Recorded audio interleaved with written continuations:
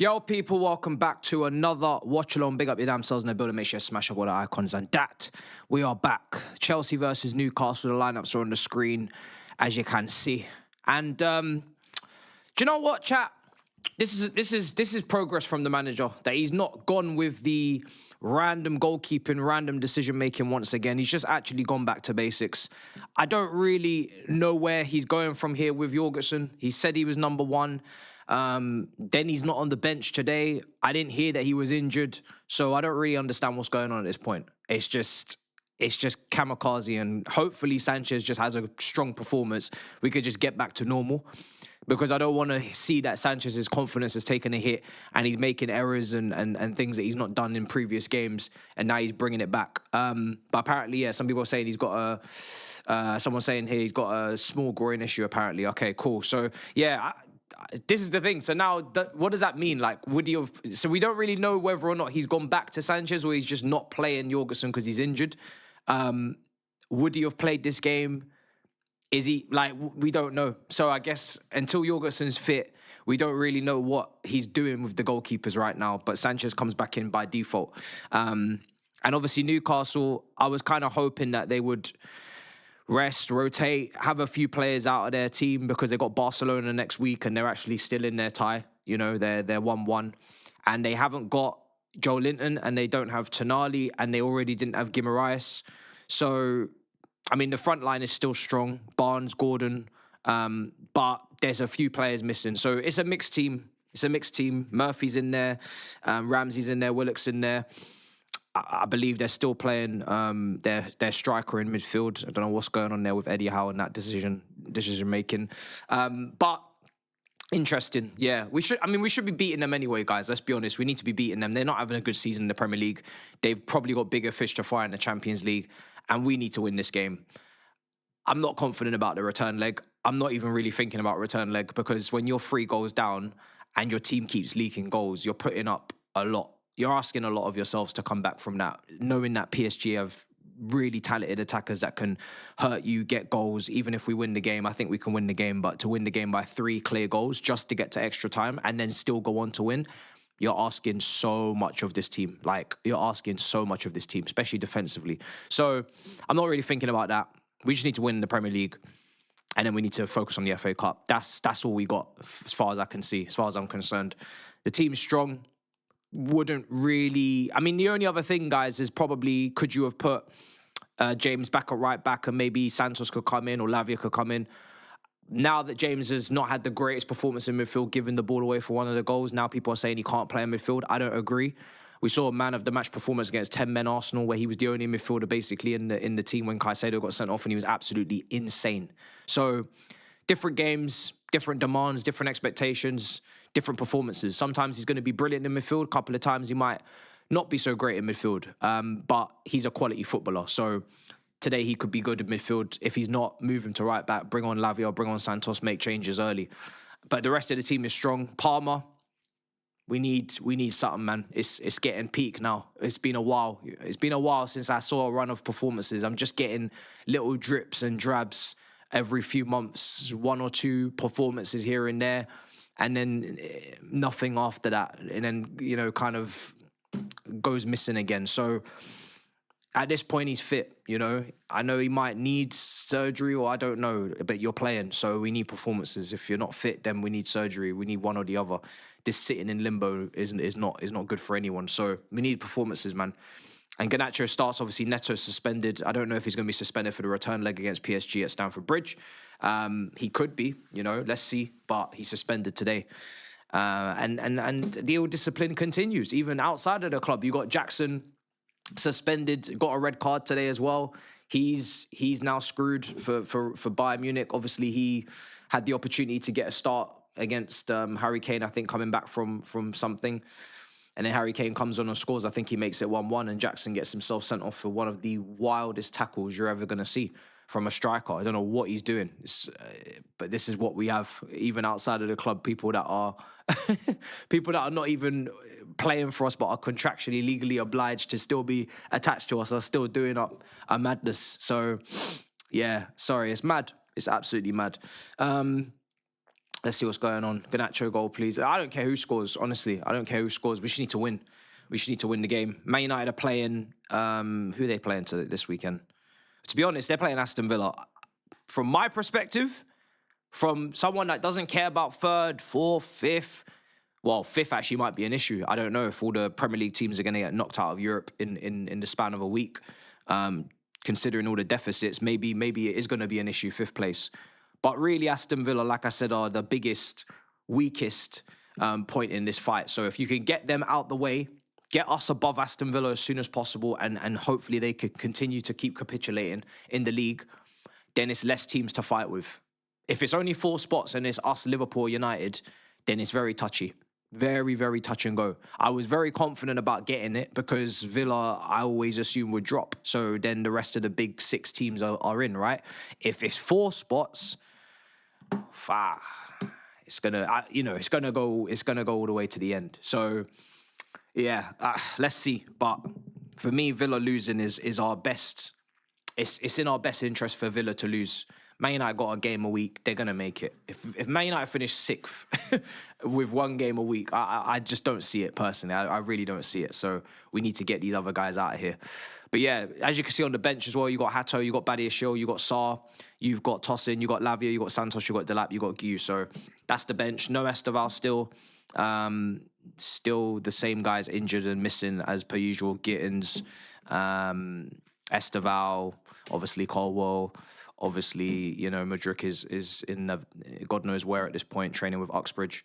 And yeah, that's the team. So you can't really not. I don't think you can not like the team. You could ask for a couple of tweaks here and there with the midfield and the right back, but apart from that, I think it's pretty much what it needed to be. I'll be honest. United fan, if we win tomorrow, our season is dead. What do you mean by that? I don't know what you mean. Why would your season be dead if you win? I'm confused. Who do you prefer, Livermore or Hall? Both Chelsea Academy prospect. One from midfield to turn left back. Also, Tuchel gave Hall minutes.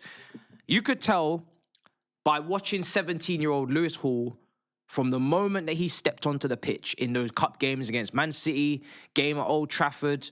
He played against some big teams. He was clearly, obviously, a massive talent. Like it was not up for debate. It was not up for any debate, any discussion. The kid was class. Coming in, playing left wing back for the majority of the time. The quality on his crossing, the athleticism was there, a little bit of ball carrying as well. He was a baller. Now, it seems that his boyhood club seems to be Newcastle. You could also make the case that with how Cucurella has kind of kicked on in his Chelsea career, from the moment Pochettino started playing him as an inverted left back in the last 5 games. Then he goes on to have the international tournament with Spain. Then he comes back and just goes, clear from that point onwards. You could make a case to say, was it ever realistic that Lewis Hall was going to be in rotation or more than likely backup to a more senior Cucurella for a very long time? Probably not. So that's where it becomes unlucky. Then Newcastle was his boyhood club, So I'm not gonna throw my toys out the pram over it. Obviously, I would have loved to have kept Lewis Hall. I think it would have been absolutely insane for us to have him. Livramento, I think, was the previous regime, and also obviously Reece James is there. What was the long-term really progression development for Livramento to play for Chelsea on a regular basis with someone like Reece James? Probably not much. Obviously, now he's playing midfield. You could now, in hindsight, say he could have played right back instead of Gusto, but that was in hindsight. No one saw Reece James playing in midfield when we sold Livramento. But taking a look at Hall, it's the only, if not maybe one of 2 transfers that we've let go under this ownership that I've not liked, but I'm not going to blame them entirely too much for it because, like I said, Cucurella has kind of taken that slot and Lewis Hall needed to play every single week because he's just that good. So unless you were willing to kind of sell Cucurella to start Lewis Hall, there was probably going to be an issue down the line anyway. So yeah, it is what it is. It's a shame. It's a shame because he's too good. He's too damn good, man. I like him. He's quality. But yeah, if I'm going off preference, I'm probably slightly preferencing Hall, only by a little bit, because I like Livramento a lot as well. But I'd probably just slightly go with Hall. All right, cool. What else is being said?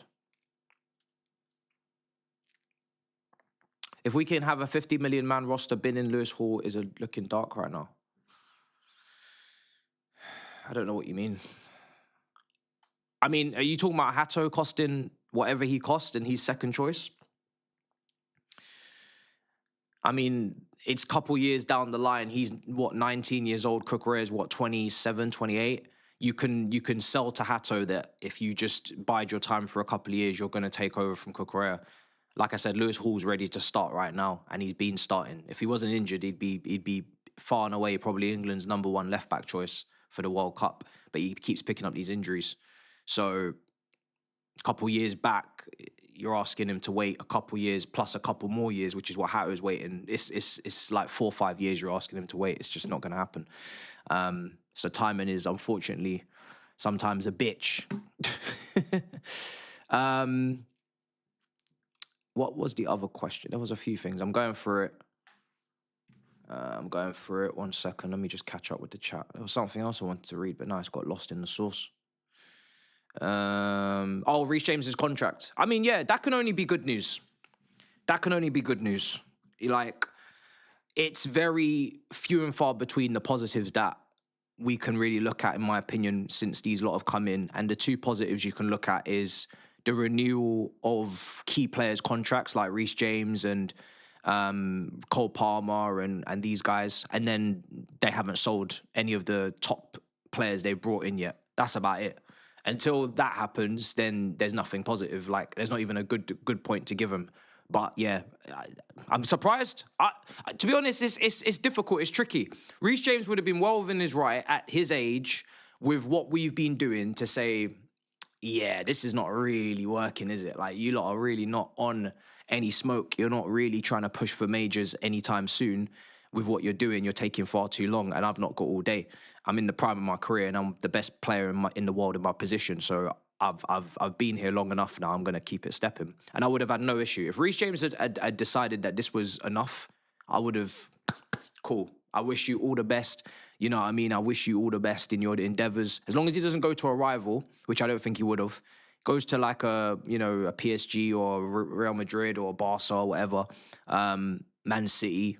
To be fair, is not a proper real rival, even though it's a Premier League rival. I would have not kicked up no fuss. I would have said, serves us right. That's what happens when you dilly-dally.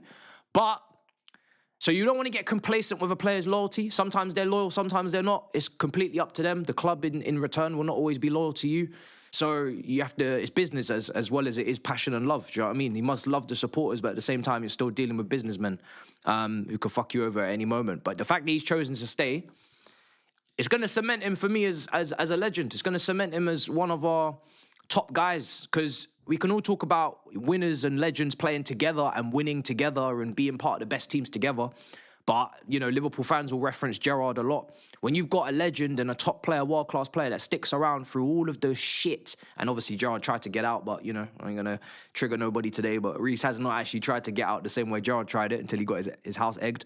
When you have a legend who's almost like brick by brick, trying to build it brick by brick, and he's got a lot of pressure on his shoulders, and he's not got many people pulling in the same direction in terms of he's not got loads and loads of quality, world-class quality around him to really take it to the next step. When those kind of guys choose to stay, that is very, very commendable, and that just elevates the legendary status even more. And you have to ask yourself, like, would some of our other legends in the past, if not in the Roman era, not in the era of winning, and relentlessly bringing in world-class players and relentlessly winning, even with their love for Chelsea, would they have stuck in this team, in this club, with this circumstance going on? You never know. It's all up in the air. You don't know. John Terry, he nearly left at a point. I remember, I think it was Man City that were interested. So there's different types of ways of earning your stripes. Making history, winning, performing at the highest level, doing upper madness, that's historic. But also this is another way of making history. And yeah, timing is a bitch. He gets into our strongest ever Chelsea team for me. I think if you go through Chelsea's all-time 11, okay, he's competing with Ivanovic, he's competing with Azpilicueta. But for me, Reece James is a better footballer than both of those guys. If we're talking about attributes and we're talking about qualities, he's the best right back in the history of the club in terms of technical ability. He hasn't got it in terms of honours. He's not got it in terms of, you know, maybe even matches played because of the injuries. Aspilicueta obviously was never injured, so he's been a bit unlucky. But in terms of a quality, if we're going off quality, yeah, he's in it. So, man, I'm buzzing. I'm buzzing that he's staying. Fair play to him. Fair play to him, because, like I said, he didn't have to do that. He didn't have to do that. So yeah, you love to see your best players stay in and hope that he can help us achieve some shit, because, yeah, boy, he deserves it. He deserves to win the Premier League. He's a Premier League level winning player, so hopefully he gets it and we don't waste his time. Assad says, I knew something was up with you. I didn't like your tone during the Wrexham game. Prayers to your grandpa. You didn't like my tone. I'm not going to lie. My tone for the Wrexham game had nothing to do with anything off camera. I am very serious about us being the best versions of ourselves, in terms of I expect better from us. In terms of I expect us to take shit seriously when it comes to winning cups.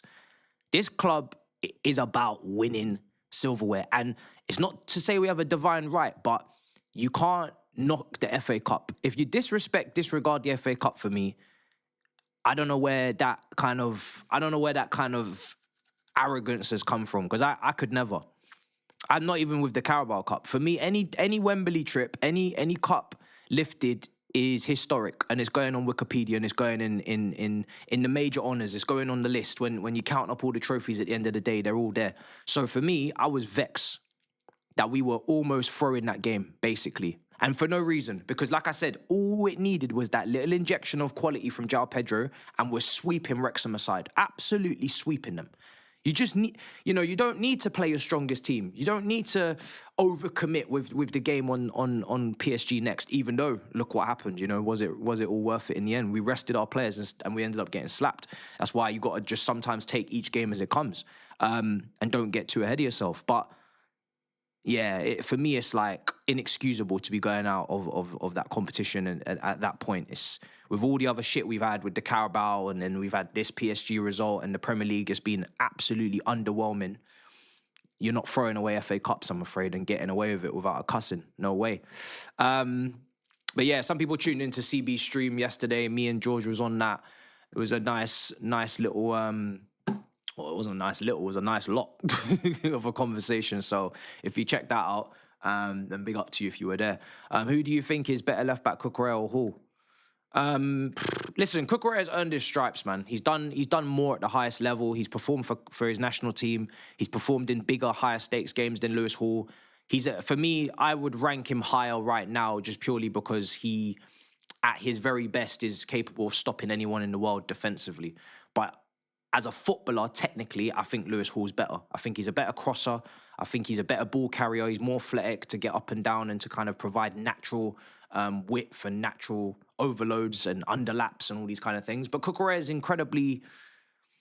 He maximizes everything that he has, and I got a lot of respect for it, because he isn't gifted with Nuno Mendes type, Alphonso Davies type, Ashley Cole type attributes, but he leaves everything out on that pitch. You don't come away from games thinking that Cucurella did not leave his heart and soul out on that pitch, and he's maximizing everything that he's got. He's not an elite level crosser. He's not an elite level kind of, in terms of athleticism. He's not an elite level dribbler or ball carrier.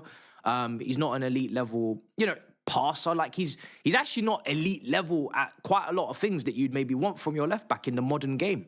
If we're going with like Ashley Coles, Marcelo's, Dani Alves at right back, all these guys, he's nowhere near these guys. But he puts in a shift, bro. And you need people that are going to put intensity in this team and put in a shift. So, but Lewis Hall is, ideally you got a Cucurella and then you got a Lewis Hall taking over from a Cucurella in at one point. But yeah, that's just being greedy. Big up, never change, man. Love your content, much appreciated, brother. We've had, is my side camera on? No, it's not even on, is it? Let me just check. Let me see. Oh, it's on, great. There we go. Yeah, we've had quite the fun little 24, 48 hours. Don't worry, we'll address it in the review. Not going to waste time doing it before the game, but after the game, if you want to have a little bit of fun with it, we'll talk about it all in the review towards the back end of it after we've spoken about the match. We're kicking off in, 35 minutes time, so we're not far off. Would you actually put Reece over Ivanovic, Azpilicueta, despite the latter two being so versatile across the back line for Chelsea over the years? Azpilicueta's versatility, I'll give you. Left back, centre back in a free, right back. Ivanovic, right back and centre back. Wouldn't say he could play on the left in any capacity. So Reece James for me is more versatile than Ivanovic. I think Reece James could play right back, he could play right wing back, he could play right side centre back in a free. I believe if you absolutely have to put Reece James in a centre back in a 2, you can just do it off. You know, if you're absolutely screwed and you got to do it, I can see how he'd do a job. He's played left back, or he's played left side in the back 3, I think. I don't think he's played, maybe he's not played left back. He's played centre mid / DM. So Reece James is just as positionally versatile, in my opinion, as someone like Azpilicueta. He's definitely more positionally versatile than Ivanovic. But what those two have is they've got fitness consistency and being in better teams and winning more trophies and getting more accolades and performing at the higher level. And you know exactly what table biased analysis looks like. You're sitting at the top of the table, you're not contributing, I'm not saying these guys, but just in general, you're not contributing much, you're not playing very well, but your team's top of the league, you're going to get more credit than someone that's sitting 5th in the league, 6th in the league, but it's actually running shit and playing very well. And you damn well know the guy sitting in 5th, 6th could easily walk into the team sitting at the top or sitting in 2nd. But again, the table is the table. And when it's all said and done, no one's going to remember people that finish 5th and 6th in the league, which is why it's a team sport, and which is why you've got to get players around him that are going to perform and are going to actually help him win shit. Because if not, he's not going to go down with the level of accolades and respect that he deserves. So, yeah. People are asking for red card roulette. Well, let's get it started. Let's get it started before I forget.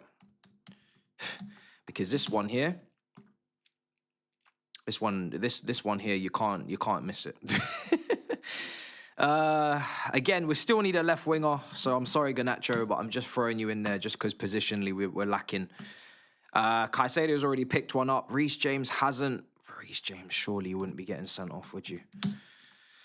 I'm throwing you in there anyway because we're lacking a centre mid in the red card roulette in the all-time in the red card 11.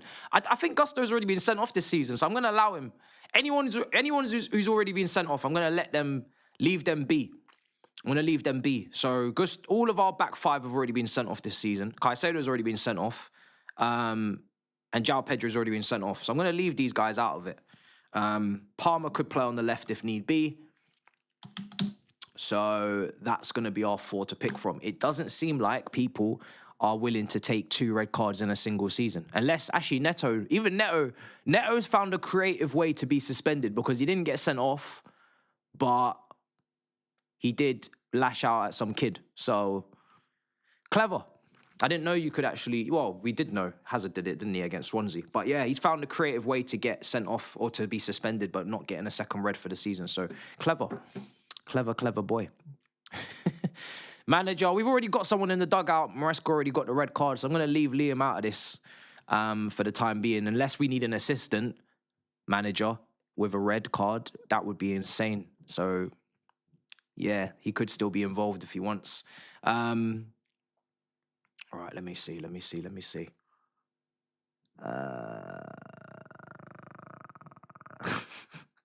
Why are you asking me what part of Ethiopia am I from? Am I from Ethiopia, bro?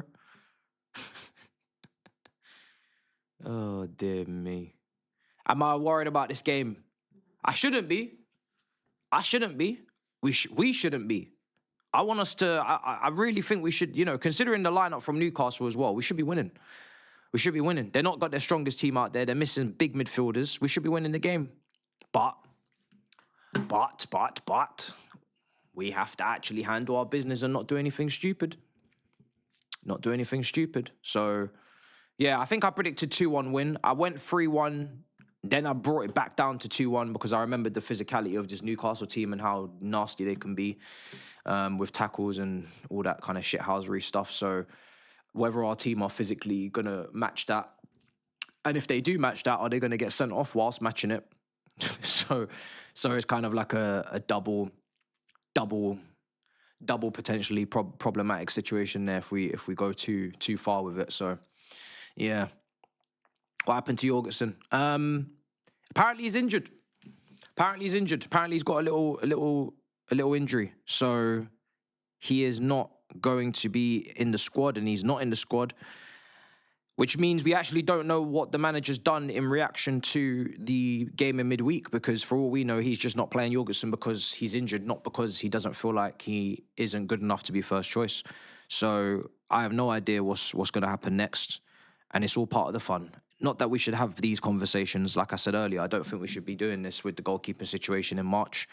And I know you're a new manager and you want to give everyone a fair chance and a fair crack at the whip, and you want to start with a fresh, clean slate. But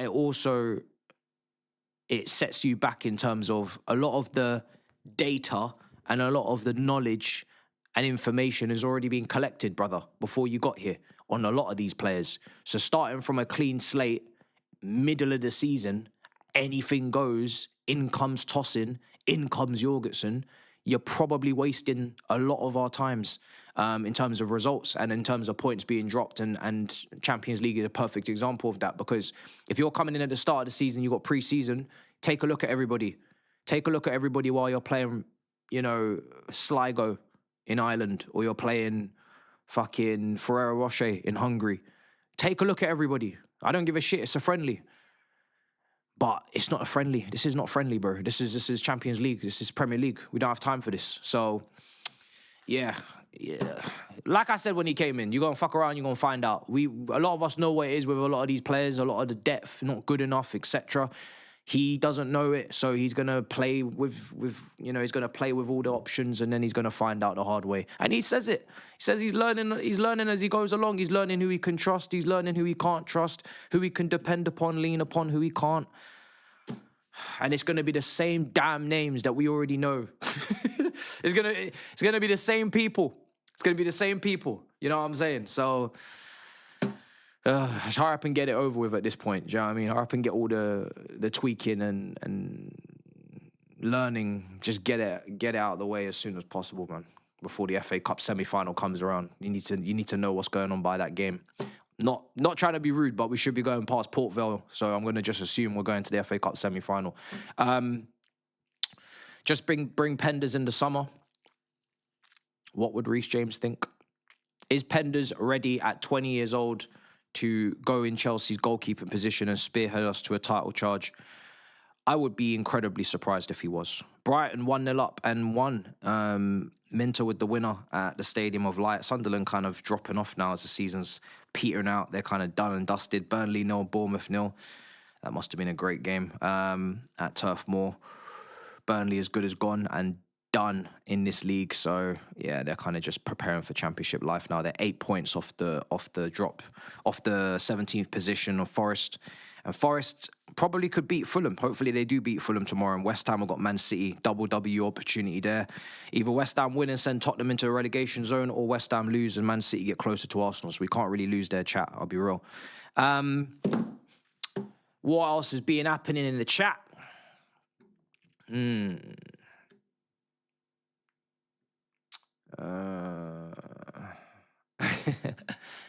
Let's see. We're scrolling. Have I missed anything? No, I don't think I have. Okay, cool. We've got it. I don't know why, Assad, I don't know why your super chat didn't get starred, but much appreciated, bro. It's a big donation, $50 from you, man. Much appreciated. Me and you always going at it. Assad. We're always a back and forth between us, just cussing and blinding, but big up to you, man. You're always here.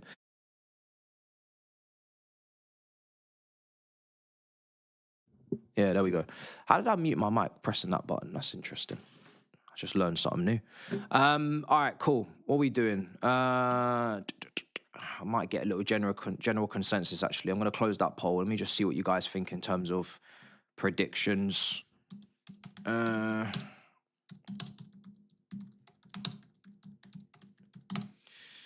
Chelsea win,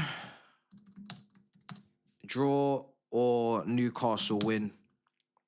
Obviously, PSG are not playing this weekend because their league have given them a situation where they can call off games and have a whole weekend off.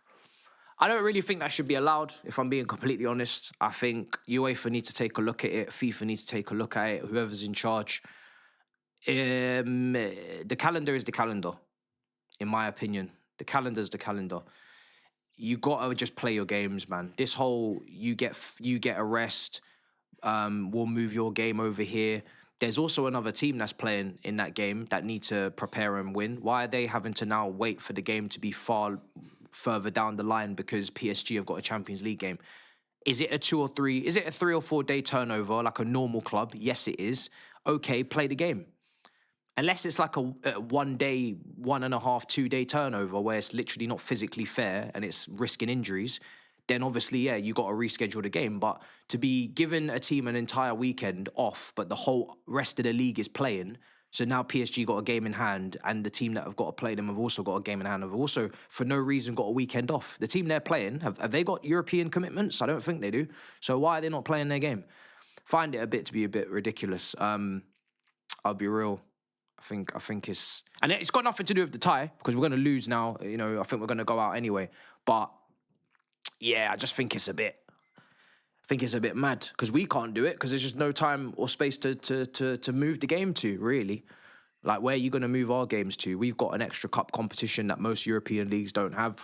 With the Carabao, they obviously don't usually tend to have league cups in most countries. They just got the Copa del Rey's and their Tour de France's and all these things.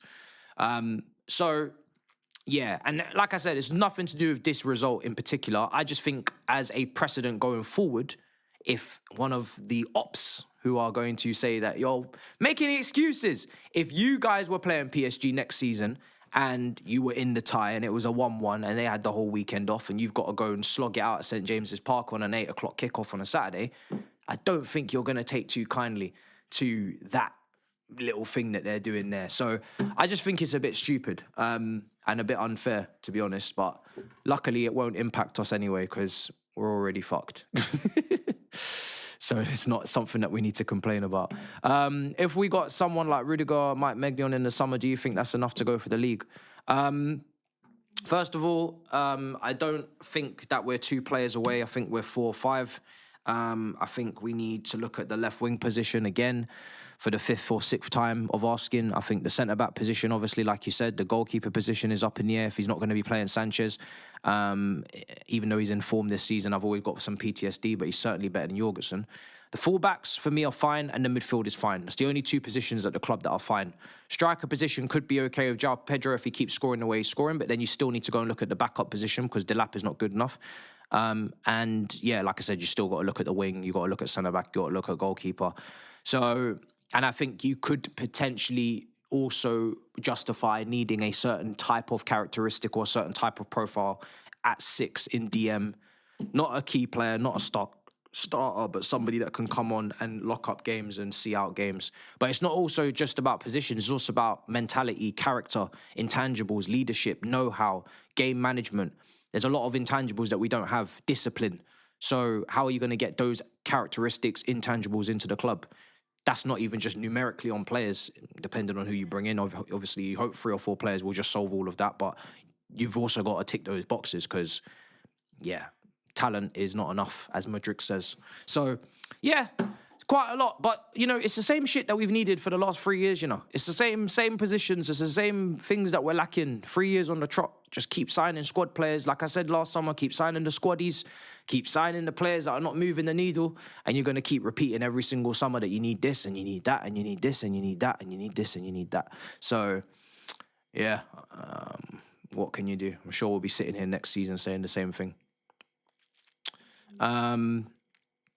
Managers are net negative. Well, they hired him, so let's see. I'm going to give the manager to the end of the season. I'm not going to make any conclusions yet, but slightly concerned about him in big games because obviously he's been getting a few of them very wrong with some of the decisions he's been making, some of the risks he's been taking. So let's see if he can overturn it against PSG in the next game. That would obviously go a long way. But I think he's given himself a bit too much to do now, to be honest. Intangibles hype. Intangibles hype. Nah. There's such thing as intangibles, man. Diego Costa had a lot of intangibles when we won the league with him that Morata didn't have. You have to look at the two mentalities. You can see it even in the little training clips when he's driving tractors. Diego Costa's mentality versus Alvaro Morata's mentality. Forget technical level, because Morata is not a scrub. He actually played for a lot of big clubs and got a lot of goals. Diego Costa had a really good stint in his career where he was at the top level, but then he fucked off to China or wherever he went. And, you know, he wasn't actually elite or world-class until probably, 25, 26 years old? But in that little short space of time, he smashed it. And, yeah, I'd rather have his intangibles than Morata's. Yeah, he was very mentally weak, Morata, he was. Which was a shame, because he didn't have to be as bad as he was. He didn't have to be as bad as he was, in my opinion. I never wanted him, and I never thought, oh yeah, this is what Conte wants, you know? I think he wanted Lukaku. He got Morata. And you know how Conte's relationship is with Lukaku, but yeah, not mentally, he's gone. He's gone. So dark, not gonna work.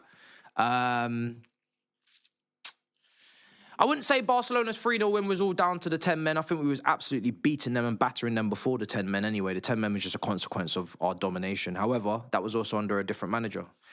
And I'm sorry to tell people, but that manager did win things with this ownership and did put us in top 4 with this ownership. So again, whether you like it or not, you think I'm some sort of glazer, I'm just giving you the cold, hard facts and statistics.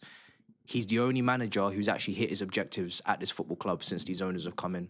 And you already know what I think of these owners. So until somebody outdoes him or somebody does equal to him, then he's the barometer. Like, unfortunately, I would love the barometer to be a lot higher. I don't think he was Tuchel. I don't think he was Mourinho, Conte. We could keep going and going. He's not anywhere near these guys. But under these lot, with their parameters, their restrictions, their squad building, and their net that they'll cast in terms of manager pool, he's the top. That's it. So someone's got to either eclipse it or shut up. That's just it, you know? A lot of people don't like the truth when it comes to stuff like that, but that is the facts of the matter, you know? And I keep saying that's why I don't focus on the manager, because you can keep flipping the managers as much as you want. Every manager that keeps coming in here, you're not going to like certain things that they do. I told you lot when Liam Rossini came in and everybody was slagging off Maresca after 2 weeks. Look, we've got Liam now, everything's perfect. Liam is going to do shit that you're not going to like. And I told you, there's no such thing as a perfect manager. So, you know, especially these lot are rookies. Even Mourinho sold Juan Mata and we didn't like it. Even Pep didn't play a DM in a Champions League final and Man City fans didn't like it. So you're not going to get a manager that you don't like, that you just agree with everything they do. So for me, it was like a non-starter to even bother with it, because I can criticize him absolutely, but we all know what the main problem is. Hopefully he can snag an FA Cup, man. I think we could all really do with an FA Cup win this season, man. Can you imagine? Just a nice FA Cup, nice Wembley lift. Just keep the blood pumping, man, honestly. I did see Cava's comments on Sky. Okay, so, you know, let's address, because let's not, you know this little brown envelope right here. Let's just check how much is in here. So, let's just. All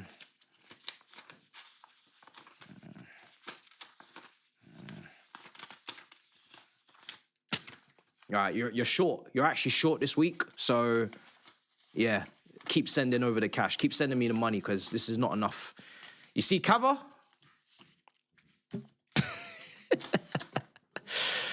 He's a spokesman, man. What do you want from him, man? He's a spokesman. What do you want from him? Guys, how the hell is an institution that spent $2 billion not going to have any accountability for any timelines and timeframes for when they should be winning shit. What kind of fucking building construction job is this? If I give you money to build a house and I tell you this is the timeline that I need it to be built in, and you tell me I'm going to build the house bigger and better than the last person, and you tell me 4 transfer windows is all I need, and then you're going to be able to assess and judge it, and I come back after 4 windows and you don't have anything to show for it, I'm going to be asking fucking questions.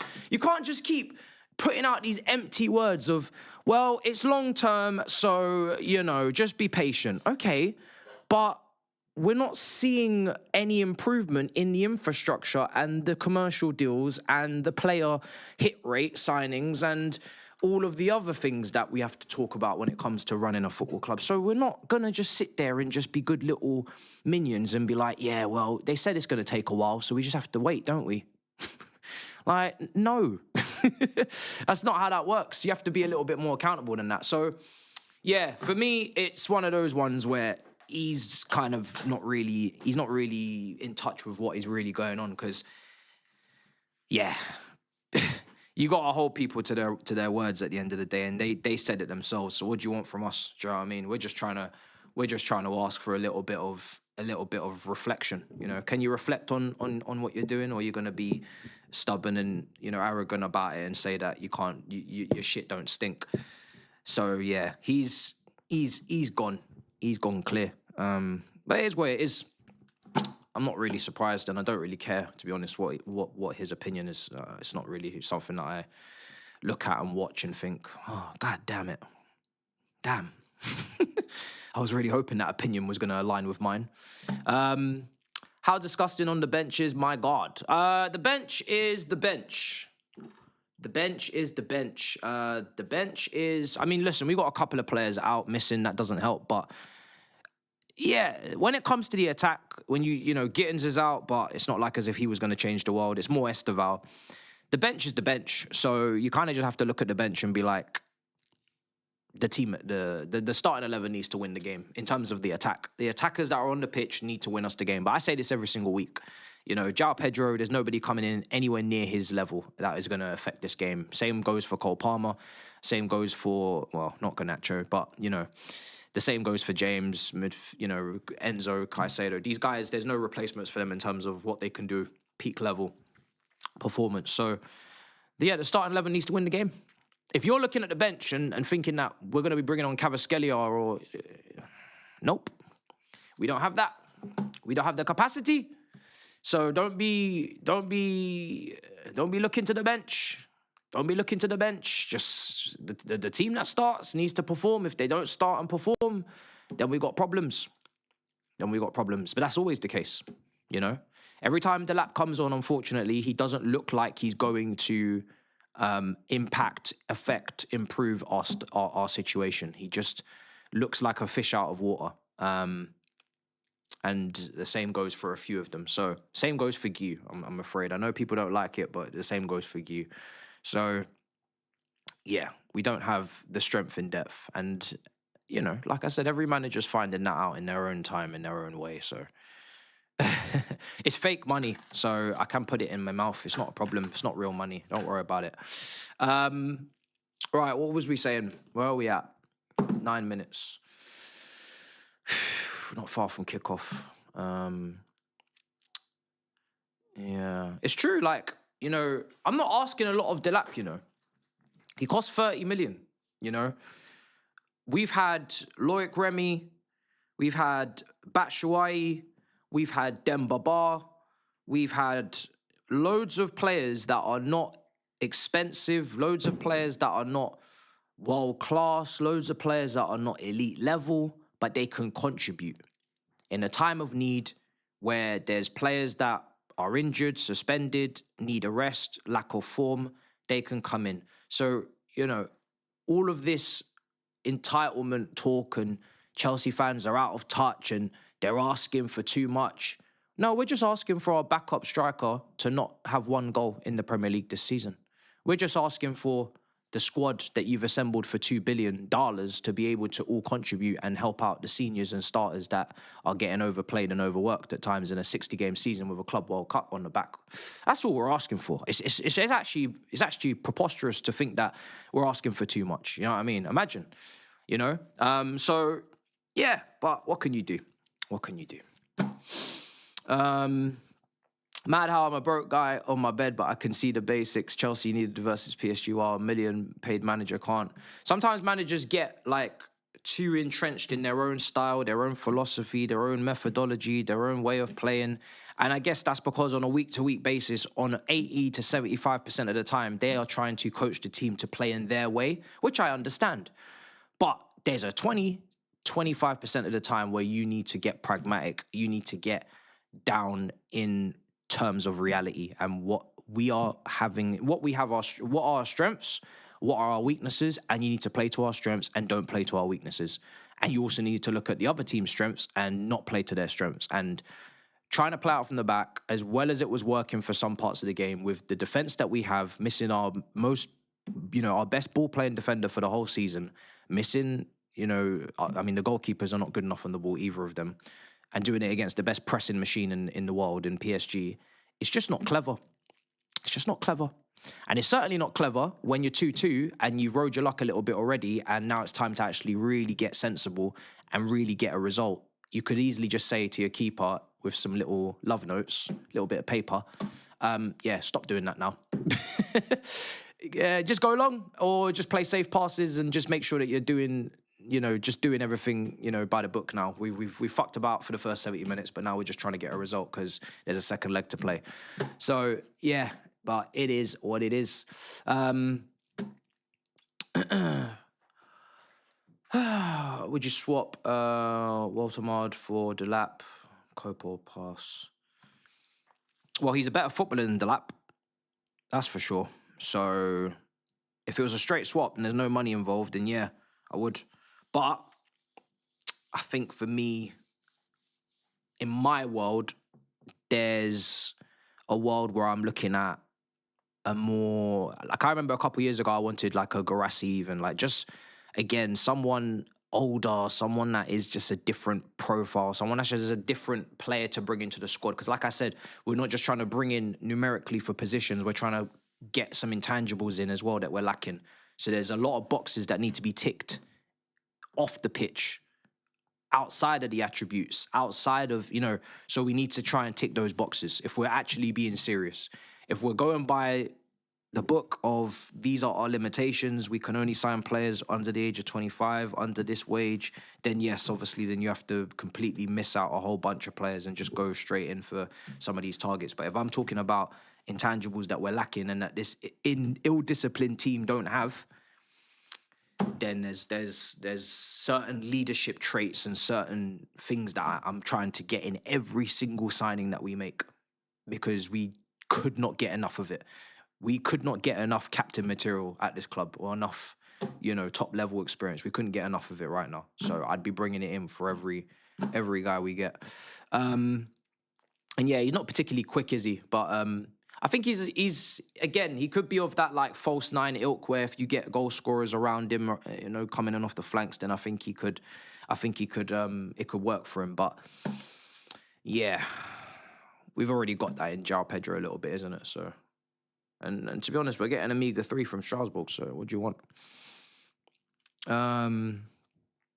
Right, just tuned in.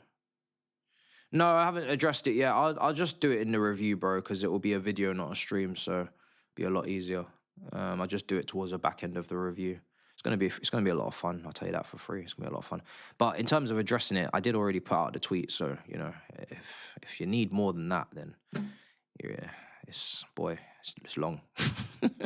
Like I said, some people's imaginations do run very wild. So what can you do? You kind of have to shake them, wake them up and bring them back into reality, because some people be dreamers. Why is Tuchel there? What do you mean, why is Tuchel there? Oh, he's at the game? I'm assuming because he is an England manager and we have English players. And he's doing some scouting for the World Cup qualification. Well, not the qualification, some of the international break games coming up in the March break. So, yeah, that's probably why he's there. Let me see. Stop mentioning red card. Let me see. All right, cool. We're going to kick. Oh, Reece James has got a banner. Reece James has got a banner. Wow. Wow. Reece James has got a banner. Like that. I like that a lot. Very nice from the supporters. I like that a lot. We need a timer because we're going to be kicking off soon. We're going to be kicking off very soon.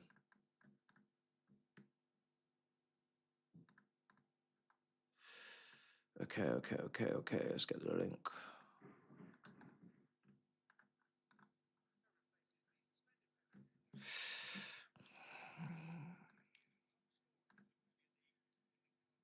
All right, we're kicking off soon, chat. So brace yourselves. This shit's gonna go mad.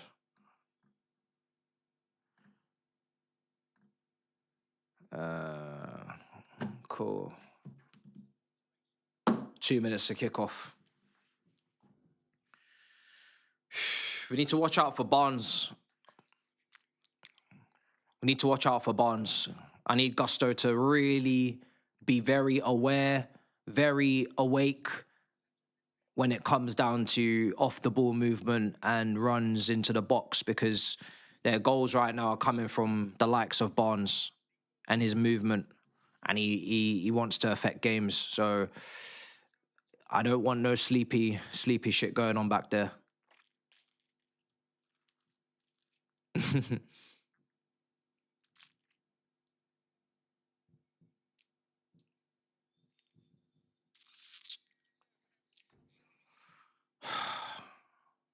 Let's just actually look at the league table as well, actually, 1 sec, which is Chelsea 5th, 3 points behind Villa and United, who play each other.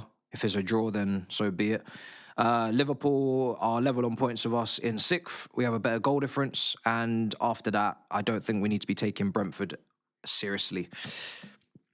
So we're in a sandwich right now. And the 5th spot, much like under Poch, you don't know what that 5th spot means necessarily. I don't know if any of you lot are really confident that it's guaranteed to mean Champions League, but obviously after last week's Champions League, we don't necessarily know. What the fuck are we doing?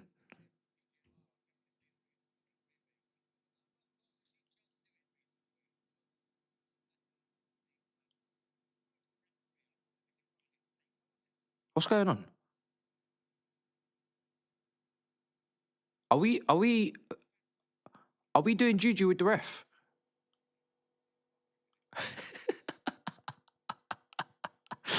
What the fuck was that, man? That is a meme.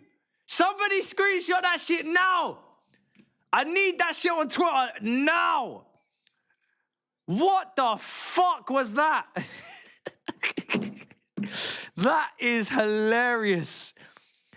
That is what you call top tier bribery going on with the referee. Oh my God. How much we give him? How much did we give him in that huddle? Talking envelopes. We're talking. No, seriously, what was that? Anybody got an explanation for what the hell that was? Because that was bonkers.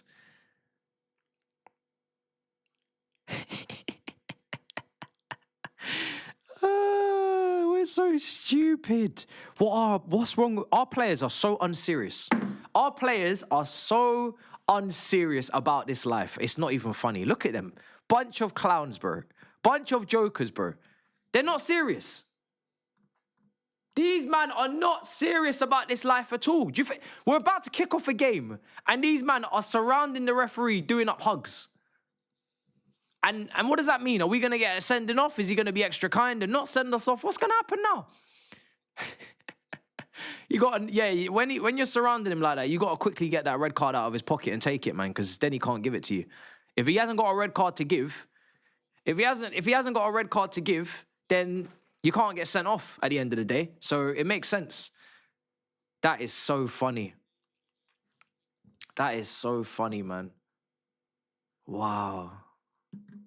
What a funny, funny bunch of footballers. That meme, man. I'm surprised. If it's not already on Twitter, it must be. Chelsea in possession at the moment.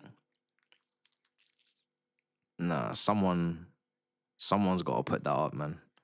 Otherwise, someone's sleeping on a banger. Cucurella intercepted. Cucurella intercepted. I still can't believe that happened. It's so funny. It's actually so funny.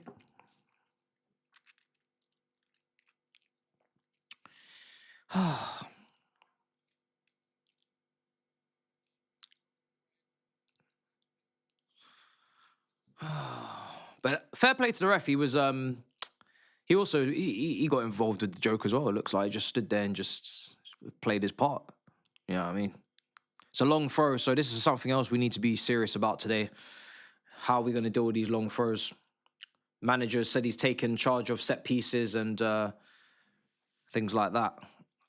Set piece defending. I'm guessing hopefully that, you know, any dead ball situations, throw-ins and free kicks, they all should be falling under the same roof in terms of the manager. If he's taking them over, then take them all over, you know, because we've been shit at all of them this season. So don't be picking and choosing. Take everything. Take it all. Garnacho on the ball, plays it back to Cucurella. It's out to Chalobah. Now Sanchez. Short range pass to Palmer. João Pedro, Palmer.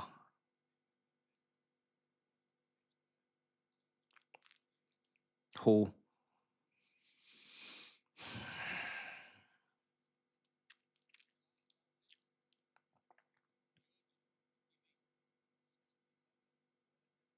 But yeah, a couple Cobham guys out there in Hall and Livramento. Hopefully they don't come back to bite our ass. That's the only thing today that I'm wary of, is any subplots and storylines, but hopefully we should be all right. And I was kind of hoping they would rotate a little bit more than they have, to be honest. I'm a little bit surprised, considering that they got Barcelona. I thought, and the Premier League for them is very done. It's very dead. There's really nothing in the Prem for Newcastle this season. I don't think they're going to get any form of Europe. It's too competitive. They've been too inconsistent. And I think they did this last time they qualified for the Champions League. They were really inconsistent the following season when they had to juggle both of them. And I think them and Aston Villa are just going to keep doing this with all the PSR limitations and revenue limitations on Newcastle's ownership and the money they bring in and stuff like that. I think they're going to just keep yo-yoing both of them between Champions League, potentially Europa League qualification to no Europe, and then back and forth, because they can't invest. I mean, to be fair, Newcastle did invest, but they just brought in some serious dross over the summer because everybody rejected them. But yeah. Peeling off the back.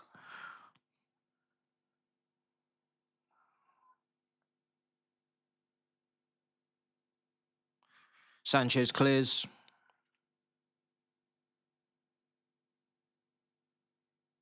Palmer.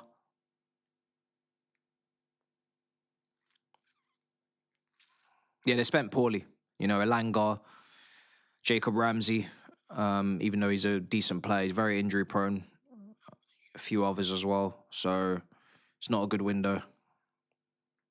But they got rejected by a lot of players. They were interested in João Pedro as well. But we obviously were interested. They were interested in Mbeumo, but so were Man United. They were interested in Trafford, but so were Manchester City. So there was scope for Newcastle to have a really, really good window. And when you qualify for the Champions League, you want to maybe add some Premier League proven players like the guys we've just kind of named. Obviously, Trafford come from Championship. He had a great season. And usually you'd get them because the bigger clubs would be going for maybe a higher echelon, upper echelon of player. But everybody was fucked on quality. You know, everybody needed a serious quality boost from the mid-table clubs. So they couldn't shop where they usually shop. Yeah. Stadium's quiet. I'm good, brother. I'm good. Just need to... My score prediction was a 2-1 win. Just need a win, man. Just need a win. 2-1 up. Yeah, 2-1 was what I had. 2-1.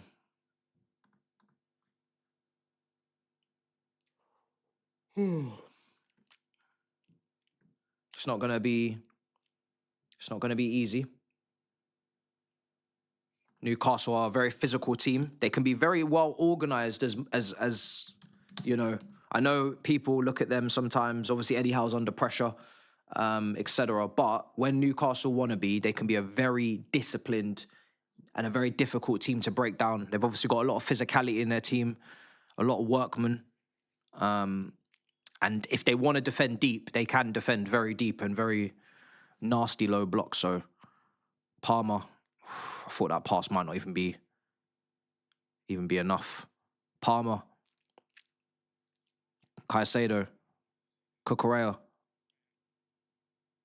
Garnacho, ball in.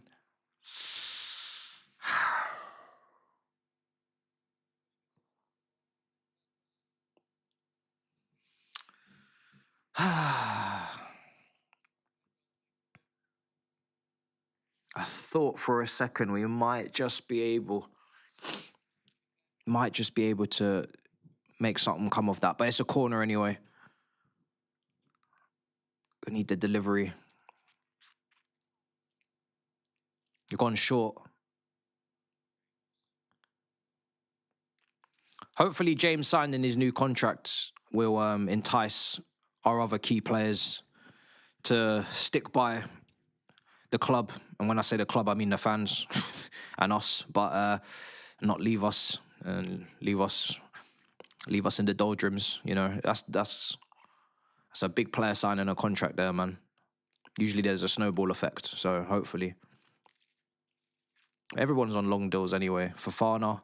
Ooh. You don't often see Fofana really a goal threat from a corner. Good leap, good header. Would have been a very nice goal if he got it. Our best aerial defenders tend to be the guys that we cannot stand. The guys that we really don't want to see in the team. It was Disasi when he was here. Tosin, Badiashile. A lot less likely to be your Chalobahs, Fofanas. But yeah.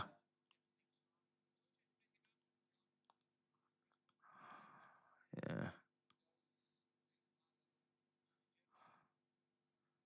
Gusto.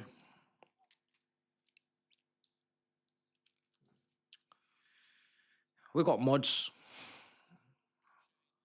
Do I need to add any more? Let me see.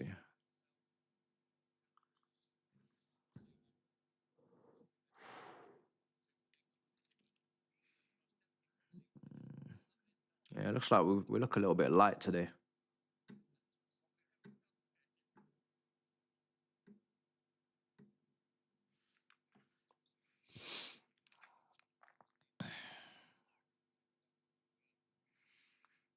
Ten minutes in.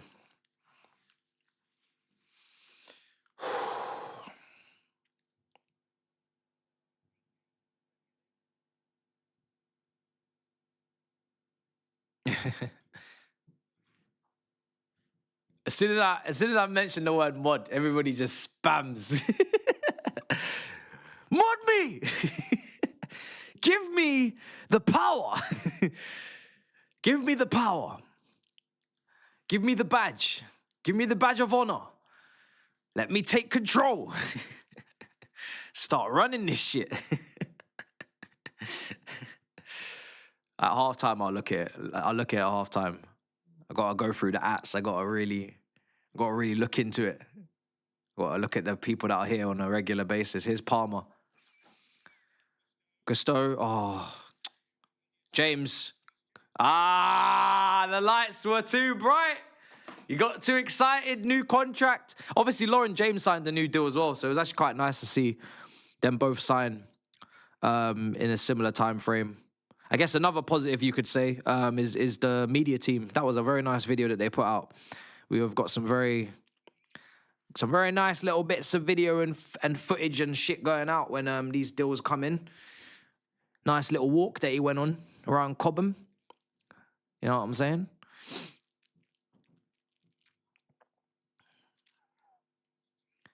Tonali. No Tonali today is mad, you know. No Joe Linton and no Tonali is crazy. I knew there was no Guimaraes, but I was not expecting the entire midfield like that. Oh, counter press. Garnacho. Oh. He just wanted to keep going and going and going. He did need to probably release it at some point, but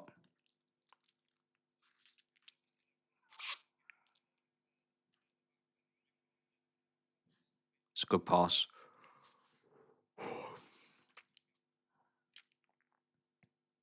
Caicedo.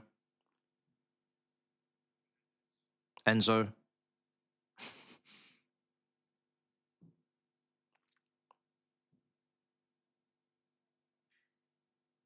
It's Chalobah. Cucurella.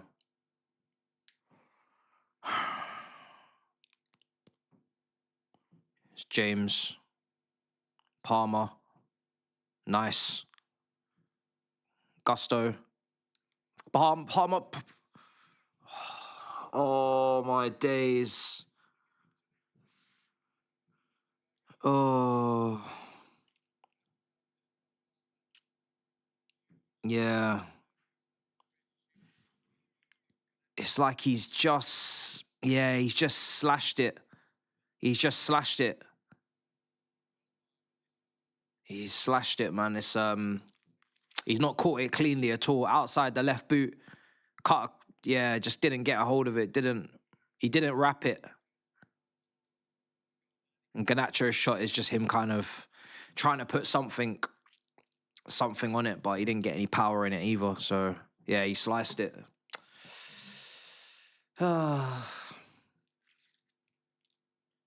It's a decent chance. It's a decent chance.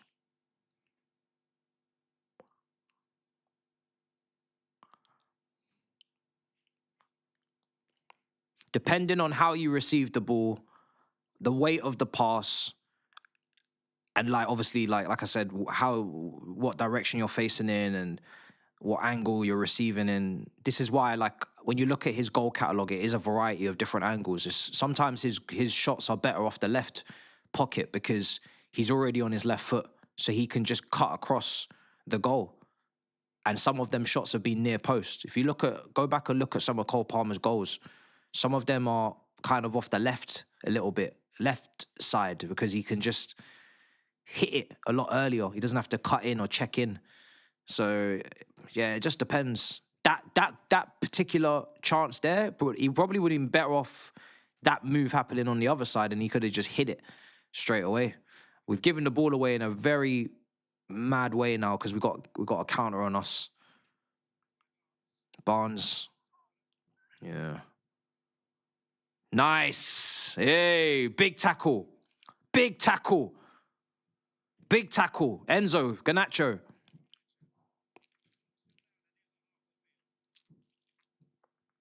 Enzo, get the shot off.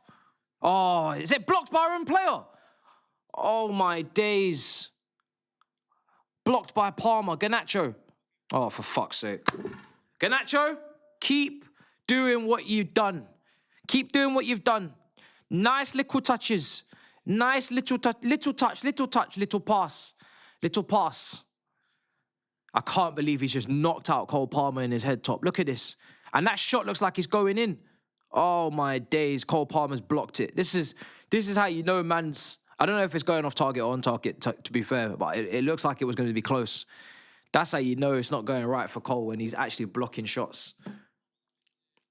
But yeah, him and João Pedro had a little one too, and it just kind of failed. They weren't really in sync. João Pedro just played it behind him. But this tackle from Caicedo was really good.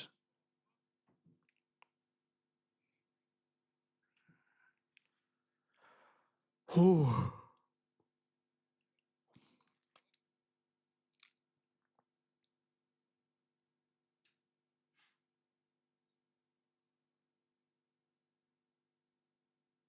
Sixteen and a half minutes gone.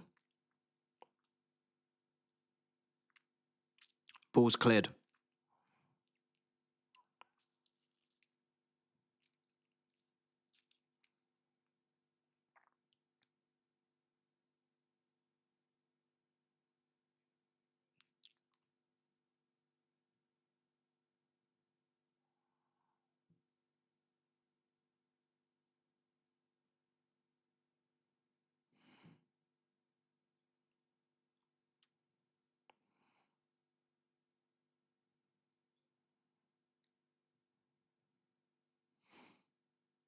$17 minutes gone. We've had a couple of chances, a couple of little moments. Got to kind of take advantage of that soon and take the lead. Because it's actually been a pretty decent start from us. I don't want it to go to waste.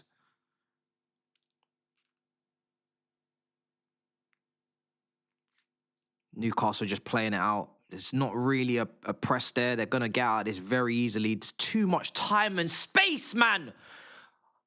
Too much time and space! Where was everyone?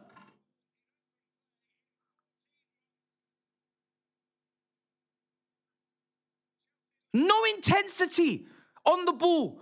Nobody closing down. Nobody getting in front of people's faces and saying, you're not going to take endless amounts of time. The press from the front was horrendous. Look at this. He's got time. He's just going and going and going. And look at this. What are you guys doing? The two centre-backs, why are you so split? Chalobah and Fofana, why are you so wide? Why are you so split? Where are you all? Reece James is coming in, but where's the rest of... Why is the two centre-backs so split? It's one passing behind. There's nobody anywhere. It's like you're not concentrating. There's nobody anywhere. It's the easiest pass he's ever played through the middle of our team. Easy run. Easy walk in. Where is everyone? Where is everyone? No one's around. Everyone's twiddling their thumbs, fucking about. No one's taking any responsibility on that one. We're just pissing about today. We're just pissing about on that goal. I actually can't believe how easy it was for them to open us up. I can't believe it.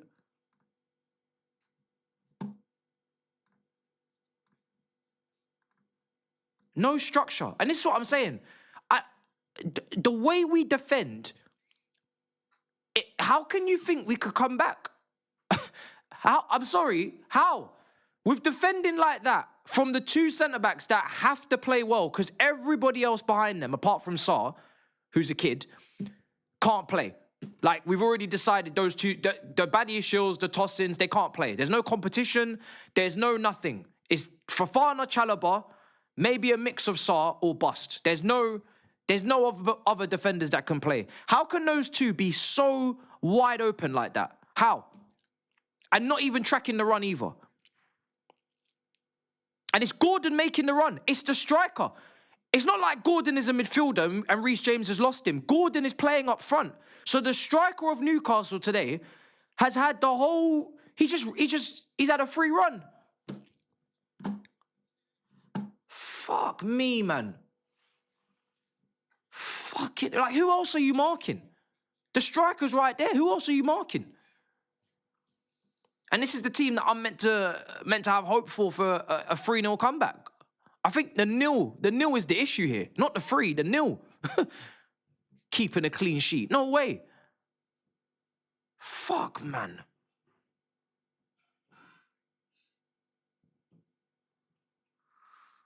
Fuck me.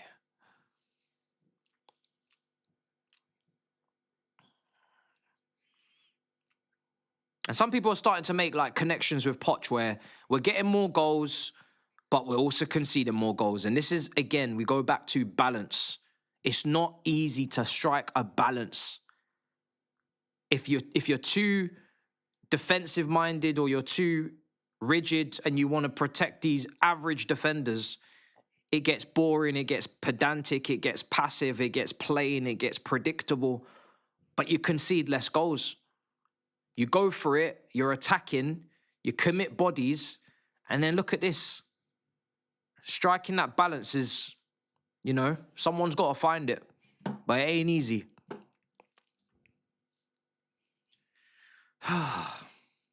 Here's Gusto. Straight to the keeper.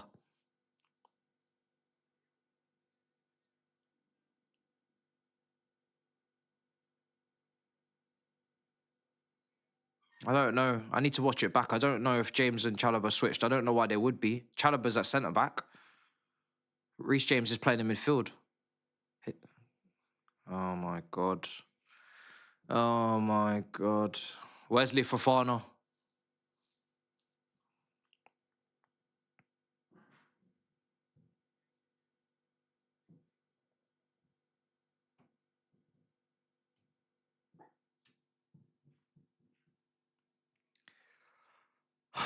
It's going to be a yellow card.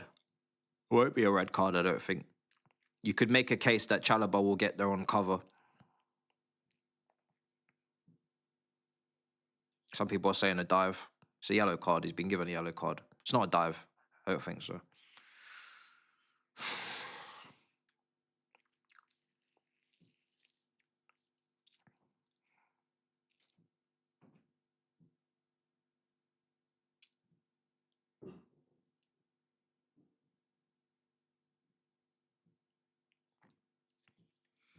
I can't believe we started this game. Actually, I can believe it. Why do I pretend like I'm surprised? I can believe that we've started the game in a decent way, playing some decent football, creating some chances, and another defensive lapse of concentration by 2 or 3 individuals has led to us being 1-0 down against a team that haven't really created much. I can believe it. PSG Roma Tondanda.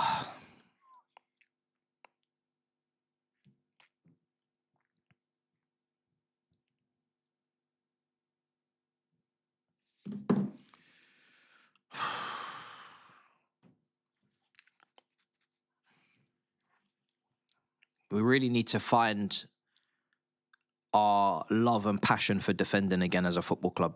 This club was built on strong foundations defensively. There's no version of Chelsea that have been successful and have outscored their way to that success. The defense has always been on point whenever we've achieved shit. And this defense could not be further from that. They're so fragile. They're so flimsy. They're so inept. It's just like fucking disgraceful sometimes what you watch defensively. It really is for a club of this stature. Schoolboy defending. I can't believe how easy it was to get through us. It's mad. Mad to me. Still can't believe it. Caicedo's going to get booked. Oh, my God. Someone's getting sent off today, man. Someone's getting sent off today. He's actually got the ball. I think he's touched the ball. Has he touched the ball?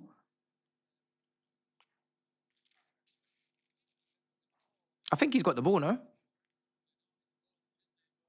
What the fuck is going on? Did he not get the ball or am I blind? Has he actually got the ball and he booked him or am I losing it? Because you know I'm legally blind, so I have to ask you a lot sometimes just to double check to see if I'm having a mare. I don't know, man. Sometimes your reputation precedes you because I've seen him make good tackles before and still get the foul given against him because I think people just think now that he's gonna miss time all of them. Here's Caicedo. Chalobah. Gusto.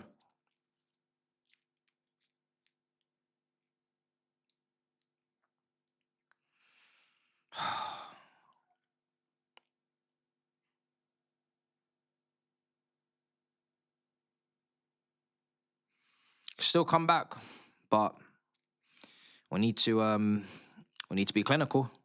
Well, we need to leave all the bozo gene defending behind us. But I said the same thing against PSG when we went a goal down as well. We know this team can get 2 goals, but are they going to stop conceding? That's the question. But the problem when you do this with Newcastle, and the difference between Newcastle and PSG, is PSG will always keep attacking you.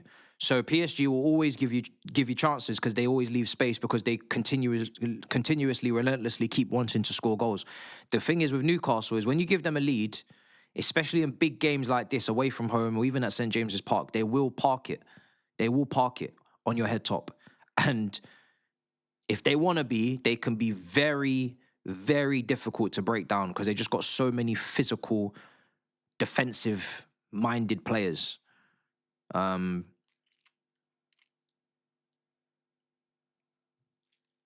So this is not a good situation to be in against a team like this. Never is. Oh, we've put the ball out of play.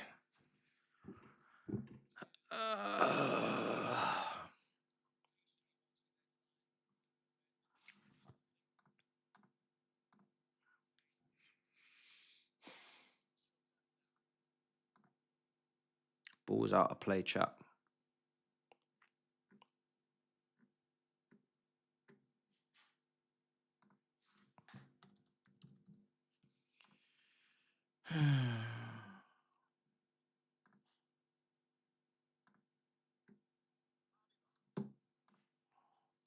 Oh, shit.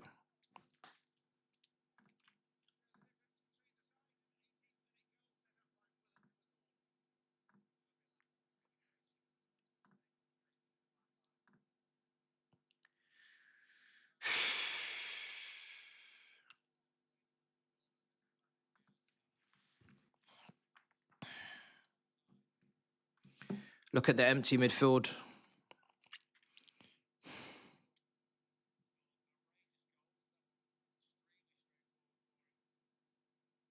If the midfield balance isn't working, he's got Lavia and Santos that he can look to, and he can put Reece James at right back and make that change. But he needs to be very ruthless and brutal if he's going to make that decision, because we can't afford to go 2-0 down. And I agree with you. Like, I don't think the midfield is right now. It's not right.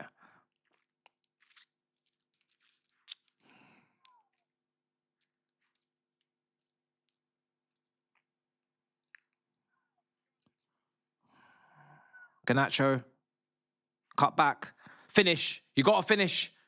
Oh my God, it's such a lackadaisical strike. Again, he's on that right half space again, but he's always got to take an extra touch and shift it back onto his left. It's not like Esteval where he will actually shoot with his right. Palmer doesn't want to shoot with his right. So every time he gets it over there, he's always got to get it back onto his left. And it's just everything's being done too slowly.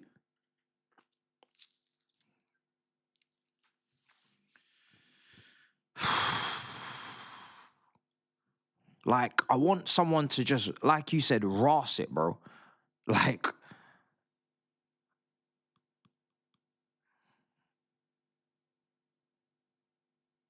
Caicedo.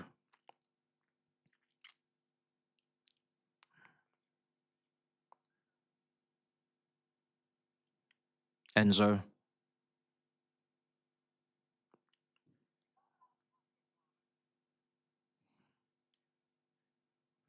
Ball in.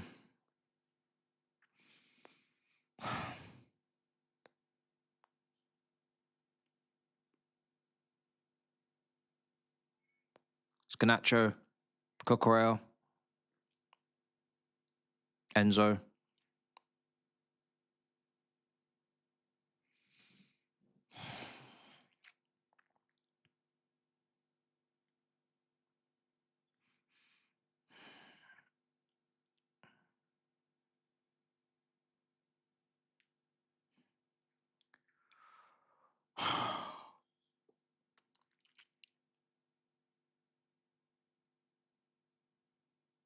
Garnacho.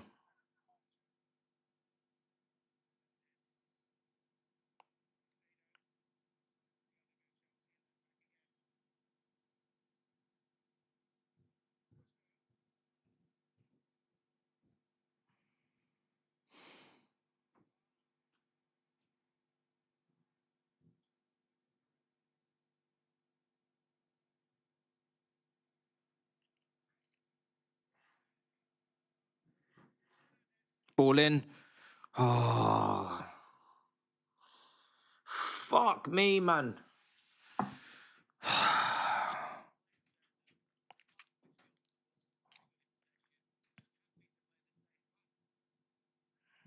Barnes, Newcastle.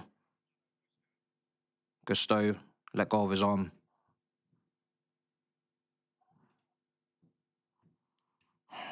"32 minutes gone.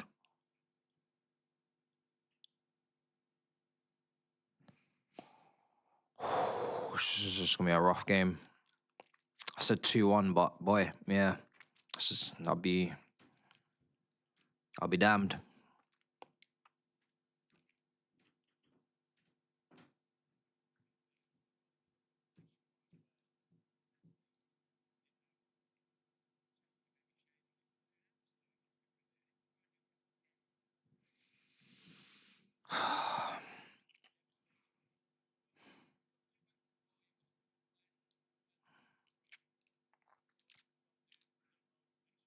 We were really like we were really penetrating in the earlier games, like right down the middle, right through the throat, right through the heart. And in this game, as time goes on, it's more pedantic, more passive, more side to side, more safe. And I'm like, is this a confidence thing? What is this? Because you guys were completely the opposite before. You couldn't stop playing these passes. And this is where maybe someone like Santos needs to come in. Maybe like someone like Santos needs to come in, or Lavia, because we need to start punching this ball through a lot better than we are. But obviously Newcastle are quite well organised. And I did say, when we were playing those earlier games, we don't want to draw too many conclusions because we're playing against lower quality players. We had a very favourable fixture run at the start. So it was good, don't get me wrong, but we got big, tougher games coming, better quality of players we're coming up against. And we got to make sure we see how this goes against all types of teams, not just the shit ones against Charlton and that, you know what I mean? So we're still gathering information, chat. But, you know, we've had a couple, Villa, Napoli, and we've had a PSG and 3 Arsenal. So got a lot of big games coming up. Man City we got to play, Liverpool we got to play, United we got to play. We're going to find out a lot. Fuck off, are you checking for a penalty? Penalty for what? Who? Is it Gusto? James? What? I see those every week. I see those every fucking week. You don't tell me now, in March, we want to start talking about physicality in the box from corners. Give it a break. Give it a rest, honestly. I'm not interested. Seeing this shit week in, week out. Every single Premier League game, people are fighting each other in the box, punching man in his jaw, dragging man to the ground, and you man are talking about Reece James today. Must be crazy. It's too late for that, mate. Next season we could talk about it. New rules.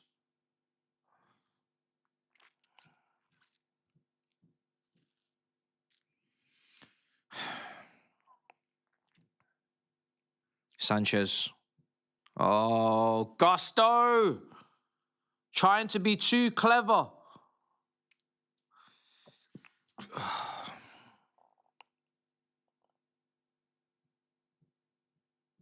Barnes. Ball in.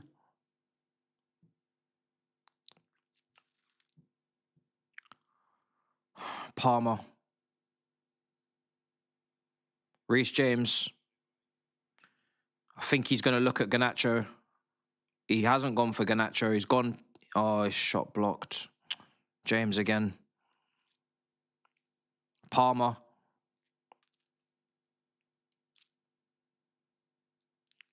Palmer's like human again. When Palmer was under Poch, it felt like he was a freak. It felt like he was like a part of the top 0.1% of footballer. Like he just could not be stopped, could not be tamed. Like he was playing like a freak. This is like a human now. This is like, you're just like everybody else type shit. That's how this feels. I can't put into words it any other way than that. It's like just another human is playing now. There's no freakish nature. There's no 2v1. I'm going to nutmeg you, spin you, leave you there for dead. I'm going to take these outrageous shots from these angles. Like, even that shot there, that felt like a human being. A human being took that shot. You know what I mean? It's just, it was actually quite comfortable for the keeper. It wasn't really it's at a nice height. It's just a human. He is a human, yes, he is. But what I'm saying is, he wasn't a human before. He wasn't a human before.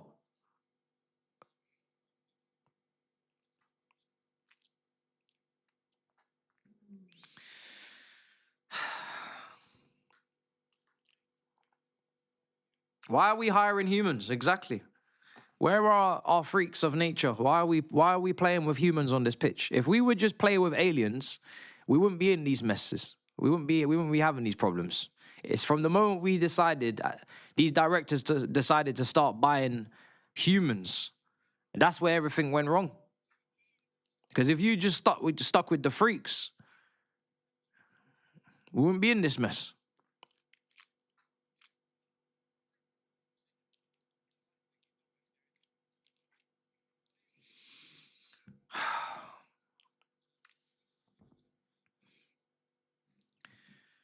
Oh, boy.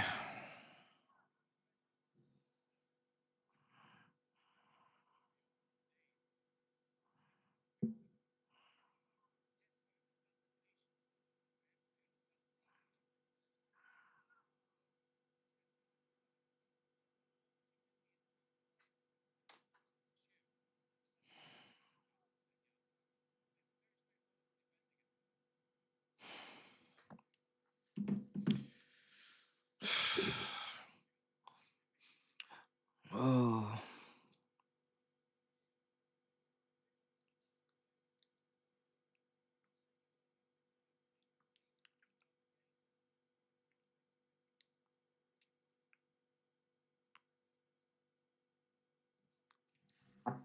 I don't even know what to say about this match. It's just mad. How are we losing? I don't understand how we're losing. We're not like, we haven't even. It's like it feels like Newcastle have not had to do anything, and they're winning this game. I don't know how we do it sometimes. They've not done anything, and they're still winning. I don't know. Here's James.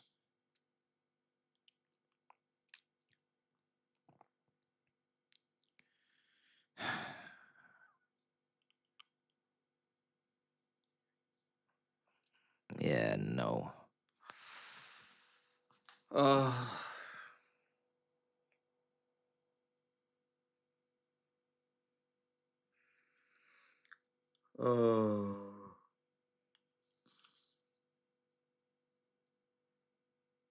Mm.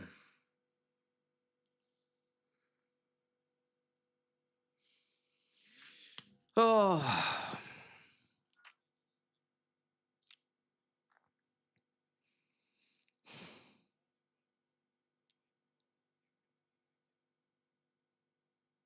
Onus is on us, man. Newcastle are just there to respond and capitalise off whatever scraps we leave them. That's literally what this is, especially with a weakened midfield. Bruv.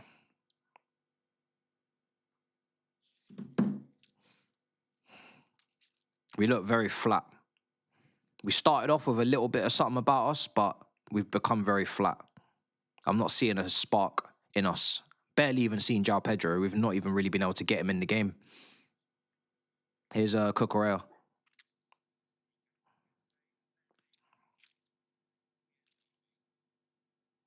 Caicedo, Chalobah, Reece James.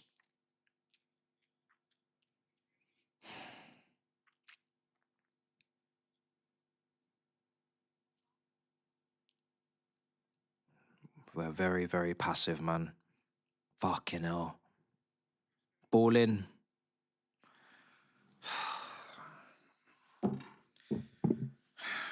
Fuck me, this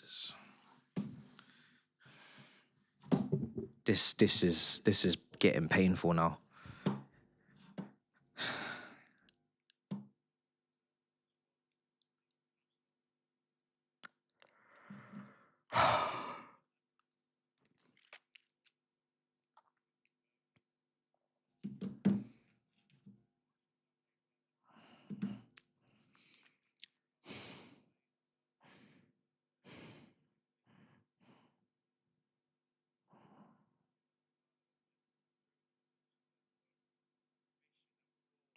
Sanchez. Enzo. Fucking hell.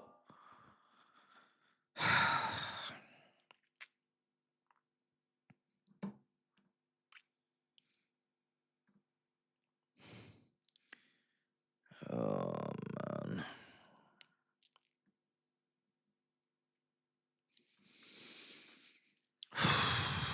We are very, very, very, very bland. Very, very bland. Even João Pedro is not in, man. He's not in. Fucking hell. It's like we're sick and tired of playing football. That's how this feels right now. It feels like I'm watching a bunch of players that are sick and tired of playing football. Like they don't want to play football today. They do not look like they want to play football today. It's like they're out there by force. Like they have to be out there. Somebody's put a gun to their head and said, you have to play this match. They don't look like they want to play this match. I'm not looking at a bunch of players that look like they want to be out there. I'm looking at a bunch of players that are fulfilling mandatory obligations to play football today. I don't know if it's fatigue. I don't know what's going on, but they do not look like they want to be out there. There's no joy in this performance right now. There's no creativity. There's no imagination. There's nothing. It's just very sterile, very sterile. Very like pass the buck on to someone else and they'll make something happen, and you just keep passing that same buck and nobody does anything. Maybe we think something's going to happen without us making something happen, kind of thing. You know what I mean? Like nothing's going to happen unless we force it. We have to try. It's not going to come natural to us. We have to actually try to make things happen here. Enzo. And this is the starting team, so I don't know what substitutions. I mean, obviously you can look into the midfield. Enzo. Fuck, you know. You can. I mean, I can't sit here and tell you that Delap is going to help us. Guiu is going to help us. So you're really only looking at Santos, Lavia, and defenders. And this is the problem, because this starting 11 needs to be the team that win us the game. And then there's some players on the bench that can help us maybe, hopefully, see out the game. And that's a lot of hope. It's not a lot of solid evidence-based. It's not really based on evidence. It's more based on hope. So, you know, as much as João Pedro is not involved and he's not really done anything good, I'm not really co-signing that Delap comes on, because what is Delap going to say? What's Delap going to say in this game? That physical defence of Newcastle are just going to bully him. He's going to go physique for physique and he's going to lose.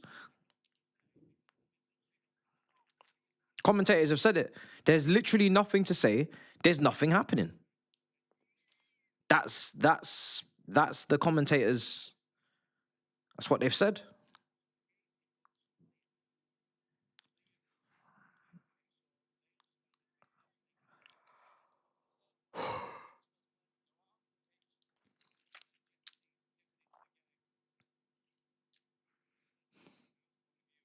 It's not. I keep saying it. Like I said, the onus is not on Newcastle to come here and to entertain us. They are here to do a job. They got big Champions League game midweek. They don't give a shit about this game in terms of putting in extra miles and extra entertainment points and shit. And nah, they're just coming here for the result. And we need the result more than them.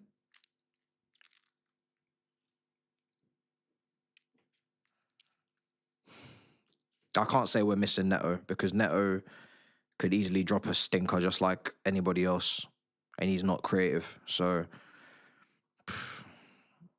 he's direct, he's fast, but so is Garnacho. So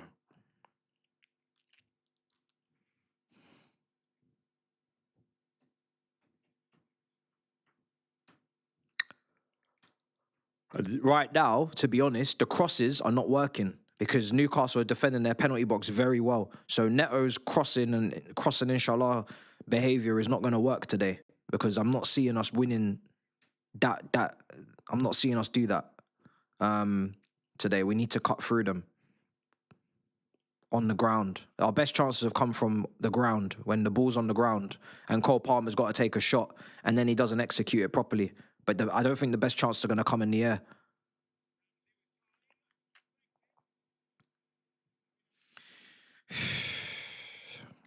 It's Murphy.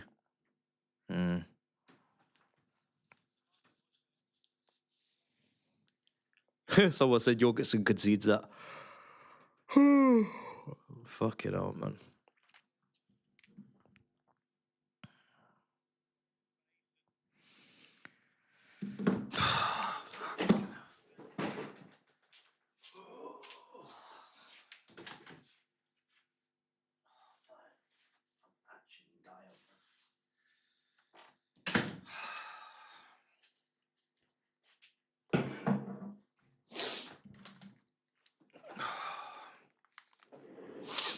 Oh, I'm dying here, bruv. This, I don't know, where does this rank for you guys in terms of boredom, like today? Because I don't know if it's because I'm tired and I haven't had enough sleep. I don't know if it's because I haven't had enough to eat. I don't know what it is, but I just want to know, like, what's going on? Is anybody as bored as I am, or is this a me problem?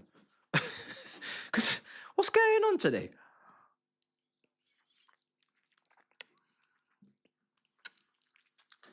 There's something about today that just feels especially boring. I don't know why.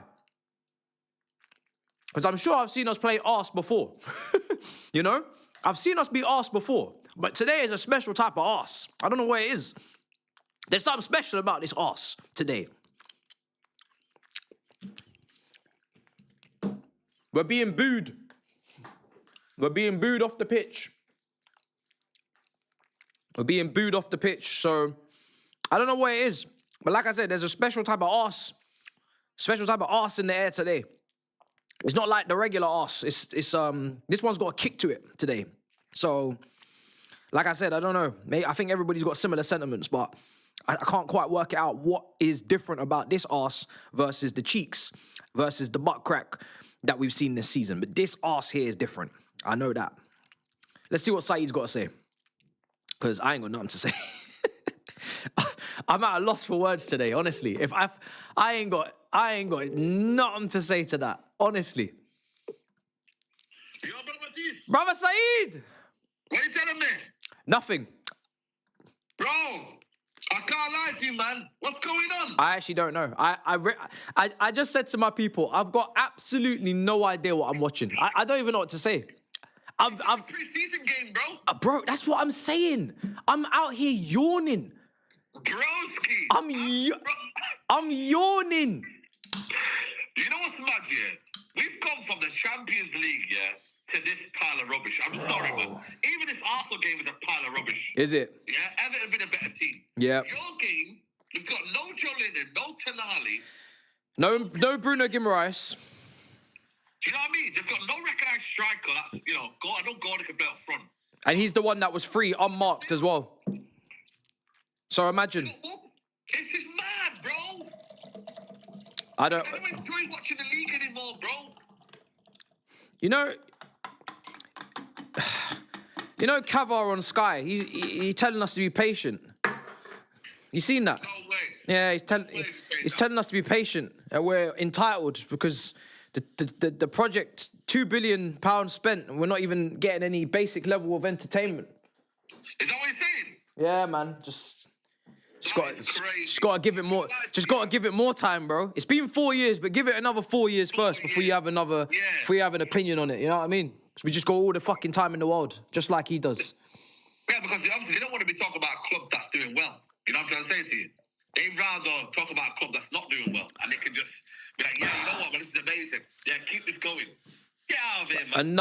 Another top 5 slug. I don't need, are we even gonna have 5 spots this season, or are we getting 4? I personally don't give a shit, you know. I think this country deserves to hold 4 spots for once and actually have repercussions for their actions, because some of the quality of football I'm seeing in this country is dark. I don't know what's going on in the other countries, but this country here, these football matches are dark, bro.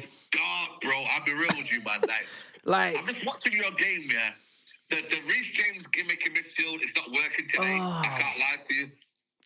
Like, it's just so basic. Like, Palmer's been decent, getting on the half turn like a few times, but there's nothing, bro. It's absolutely nothing. I don't know whether, like I said to you, you should have made a few more changes, because it does look a little bit flat. I can't lie to you. It's very flat, bro. Tiring.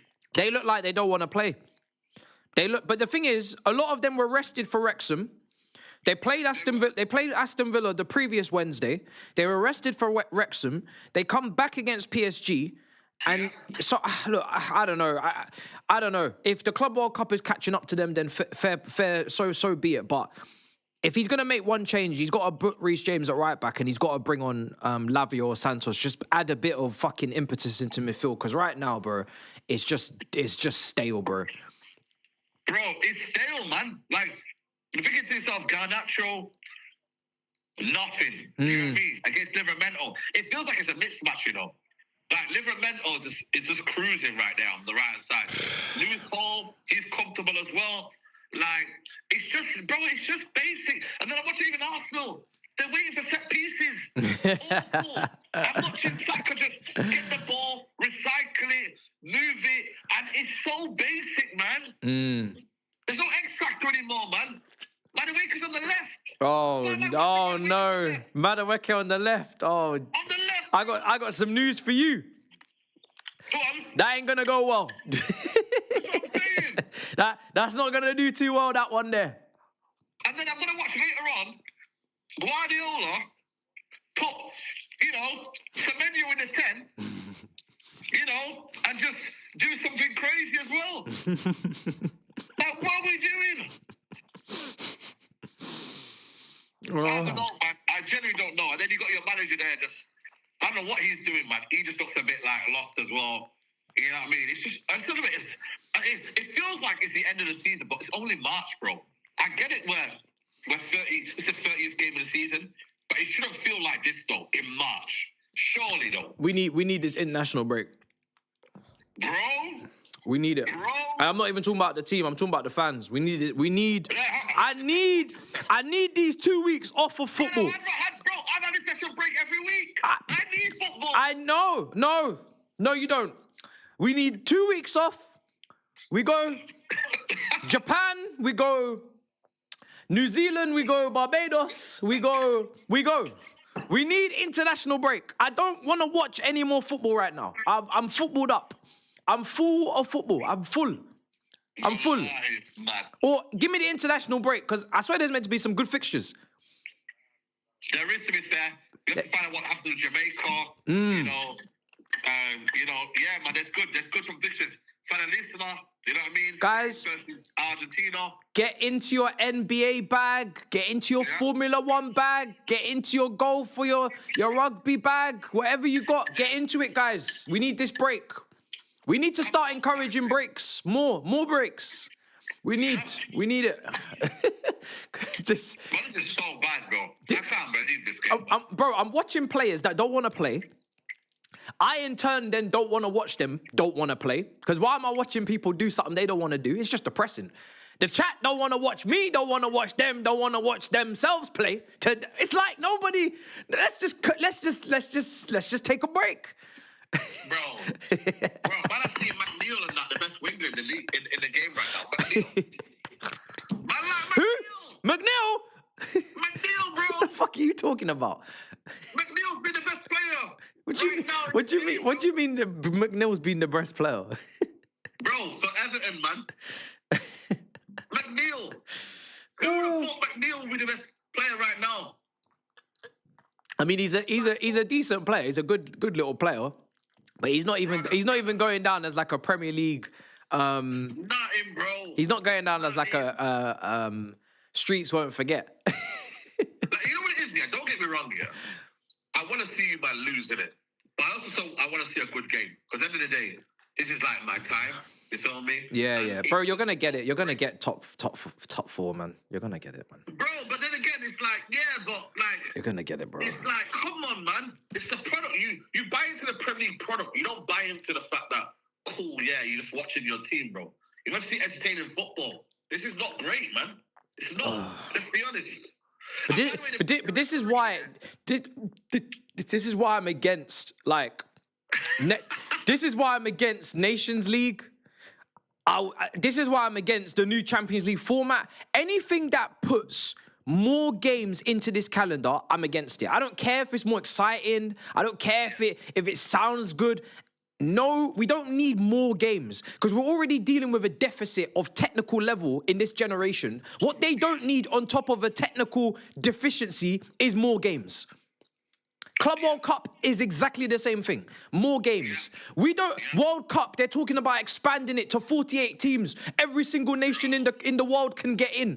Brother, we don't need more games. The technical level's on the floor. These men need rest so they can put their heart and soul into every single technical aspect of the game and produce. Because I can't watch this. Wallahi, it's mad, wallahi, like, I'll be real with you, like, Aye. yeah, man, it's dark, bro. Like I said to you, I'm just checking right now, I'm looking at it, I'm thinking, yo, nothing, bro, nothing's going in, man. You know what I'm trying to say? And it's like, you may be right, maybe we need to have a top 4, and that's it. No 5, no none of this. 4, just 4 positions, yeah, and that is it. Sometimes even 3. But like 4 is enough. We can't even say that like rotation is the solution. Because when you rotate, you're bringing in substandard quality into the team to produce the same results, which you're not going to get. You're not going to get rotation and top players coming in most of the time because they want to start. And you're not going to get chemistry, cohesion, fluidity because they don't usually play. So even with rotation, to solve the amount of games you're playing, you're still going to get a drop in standard and you're going to get a drop in quality. The solution is don't put in too many games so we can see the best players more often. The shit players can stay on the bench where they belong and we can actually see some good football. Facts. But the thing is, though, the individual quality that we saw in Europe, though, and you look at it right now compared to this, you know what I'm just saying? Yeah. The individual quality, at least say, you know, Kvaratskhelia, these guys can do on their day. Yeah. The caliber that we've got. You're asking Garnacho to do a madness. You can't expect him to do a madness. You can't. No. He can't. He can't. But this is why I'll never be a fan of these types of wingers. People act like you have to have off the ball movement and you can't have passing. You can have passing, but you can't have dribbling. You can have dribbling, but you can't have shooting. Where are the wingers that can do 3 out of the 4 key things a winger must be able to do? No one sits there and says, Kvaratskhelia, oh, where's your off the ball movement today? Man just cut in and shot on your Clark, bro. Man just chopped it and stuck it in the top corner. With both feet, he can do it as well. Off the right, I've seen him do it off the left. Where are these wingers in this league? Bro. Why is Anthony Gordon the best? What are we doing here? I have to say to them, yo, listen, forget Bayern Munich, yeah? We're going to give you this. I'm going to do what Saudi Arabia did. Just give them big wages. Give them big wages. Say, yo, come and join us. Because at the end of the day, they're not going to leave, are they? They're not going to leave. They have to leave by foreign incentives, bro. Yeah, we need to bring them brothers over. Yeah, we got to bring them brothers over. By hook or by crook, we must capture. We must capture all of these people. Bro, if you want them, you're going to have to say, yo, listen, this is what we want right now. Come to our league because, I'm sorry, we're not watching Madueke on the left wing. We're not. We're just not doing that.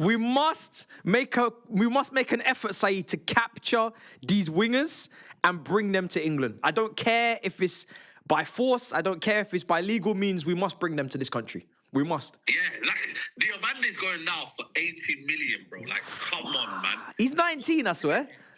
Hey? He's 19. 19, bro. That's one good season, if that. Yes, you heard me. Kidnap. Yes, I said kidnap. Did you hear me? Yes. Oh, wow. By the way, yeah. What? Some bad news for you. What? Apparently, the lap is coming on. Oh, fuck. I'm hearing through the grapevine. Where are you hearing this? Are you in ITK? I'm hearing a few, you know what I Well, mean? turn your ears off. Put your fingers in your ears. Nah, he can't be starting him, man. Stop. Surely he can't be. Whatever you're hearing, stop listening. How about that? That's crazy. If that happens, yeah, just end the game. Brother, End the game. listen, I can't deal with this anymore, man. You know this guy. This guy's gonna come on and chase. He's gonna chase his own touch. He's gonna come on and chase his touch. He's gonna come on and run into someone. It's just. Apparently it's on PYS. Apparently it's on Pies. You know, Loic. You know, I used to dine out on Loic Remy substitution appearances. You know, Loic Remy. Bro, Lloyd Remy was a sub, you know, bro. That's crazy. The guy could finish. Dem Baba, even. That's what I'm saying, bro. Little something. Oh. Even, you know, like, I don't know if you remember Santos. Was he called Santos? Came from Wigan. Oh, yeah, that guy he was a scrub. He was a scrub, but even him. Nah, he was a scrub. You know what I mean, bro? He was a scrub. Bro, he's better than Dilap. No, he's a scrub. Let's not do this. He's better than Dilap, man. Man said De Santos. That's a crazy name. Bro, I'm telling you. Oh, we're finished. Oh, So he's not taking off João Pedro, surely not. I know João Pedro he's been poor today. He's not really been involved, but you can't take off João Pedro. I'm sorry. Yeah, he's not been involved. That's the only problem. He's not been involved. You can't take off. Oh my God, you're right. The lap's coming on. Oh my God. Oh my God. Oh my God. Let me see if it's for João Pedro. Oh my God. If it takes off João Pedro, I'm taking myself out of this studio. Oh my God. Who's coming off? Oh wait, no, it's for Gusto. And it'll be Reece James going right back. Yeah, and it'll be João Pedro in the 10, the lap up front. Okay, that's actually all right. Yeah, all right, cool. Yeah, he's managed it. The referee's going to get involved again now in the centre circle. Well, we tried to bribe him. Do you not see? Yeah, we tried to bribe him at the start of the game. Broski! That was brilliant. But why did you, what is it though? Have the players told you why they do that? No, I have no idea why they did that. Honestly, I find it so funny. That was the funniest shit I've seen. That was so funny. That was hilarious, bro. I was like, yo, like, I get it, but at the same No, there's nothing to get, Saeed. Trust me. There's nothing to get. I don't know what they're doing. I really don't know what we're doing. You're just doing too much, innit? You're just doing too much. I think we're taking a piss. I don't think we're serious. But I mean, that's what I'm saying to you. You can do it in your own half. I think we're joking about. I don't know. Right, I'm going to leave you now anyway. Let's see how this goes. Game, man. Big up, brother. Love, bro. Come on. The lap's on for Gusto. At least it's not for João Pedro. It could have been worse, chat. It could have been worse. What's nonsensical? Have we done it again? Did we do it again? No, we didn't. Anyway, who cares? We're going to kick off.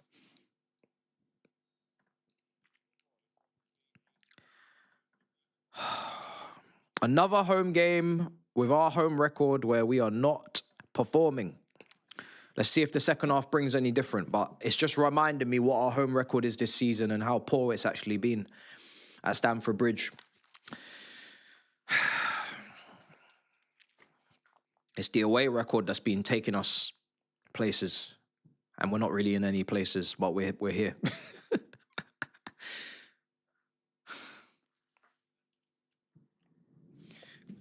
Oh my goodness.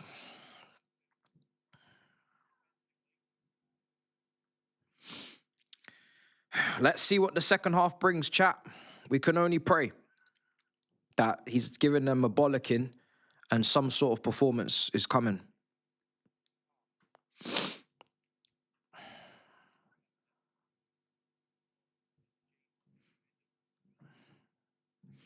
Maybe I just need to start my own team. Maybe that's the solution. Maybe guys, on here, this channel, we just need to start our own team and start taking things into our own hands. It seems to be a thing that a lot of YouTubers have been doing. I don't think I've got the capital, but maybe we could just give it a go. We'll start really low down and we'll work our way up over the next decade try and get to this level, and then we'll just have our own fun. We'll have our own fun. Fuck all this shit. Get things done right. If you start from the very bottom, how many years does it take? I guess hashtag United started from the very bottom, didn't they? Where are they now? They're still nowhere near it, are they, really? In the grand scheme. They're doing very well, but they're nowhere near. Yeah, I don't know. Imagine having a team in the Premier League. That would be mad.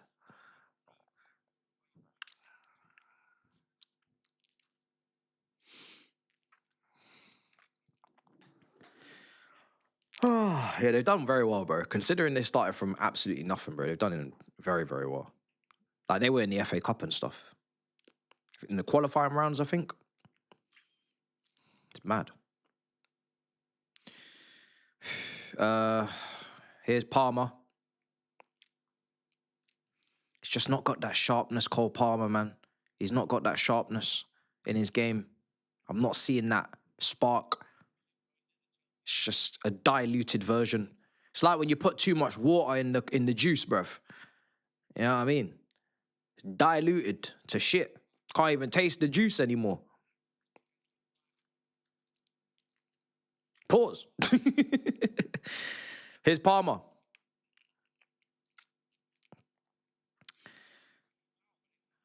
Oh, save.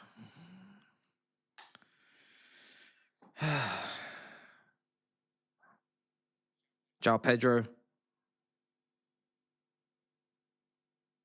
Enzo.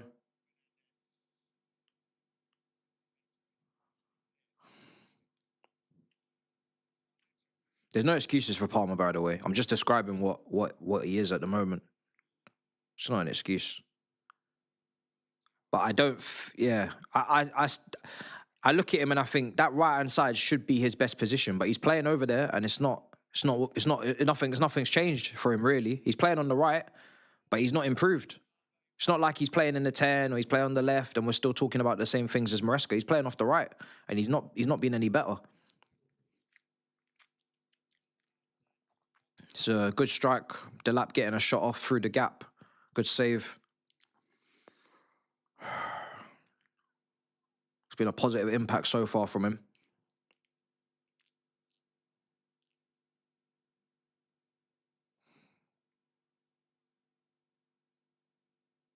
Ball in. Headed away. Palmer. Oh, no. Oh, shit. 3v. Oh, my days. That was a poor pass from him. It's the pass that's ruined it for them. They could have been having a serious chance. Don't know why he's played it there. There was a player running along with him as well. He could have just knocked it to him. Come on, man. Yeah, they defended the counter for us with that pass. That's how bad the pass was. They actually defended the counter. We didn't even have to. It was a shocking pass.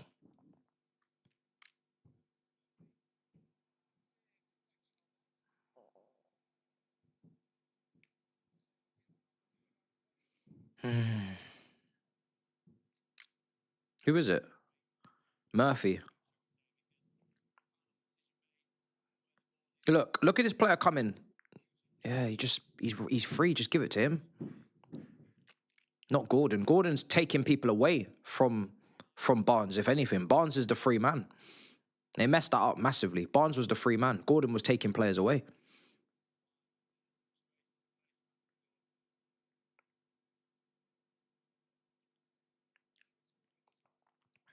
Throw in.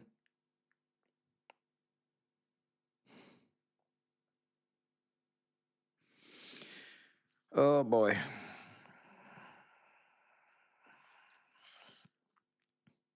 Here's Enzo.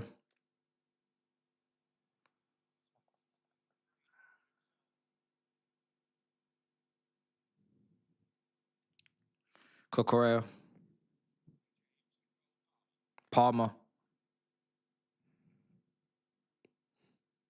Caicedo. João Pedro. Cucurella. João Pedro again. Shot blocked.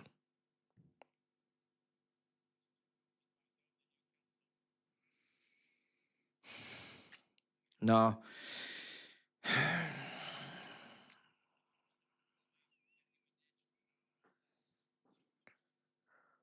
Oh, man.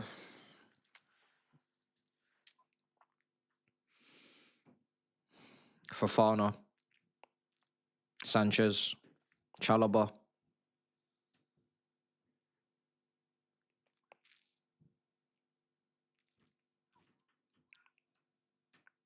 Fofana again.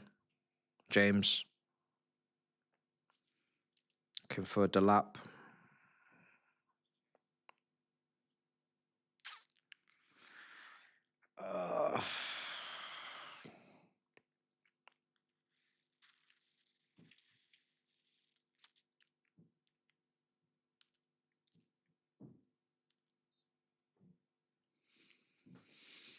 Oh, man.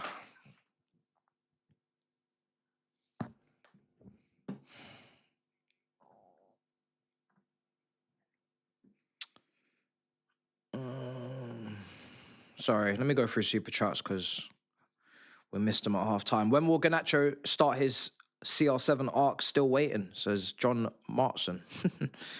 Not going to happen, mate. I give us more chance when we're 1-0 down. I think it depends on the opposition. Pack are chasing Conference League again, ole ole. Agent 47 doing his bits.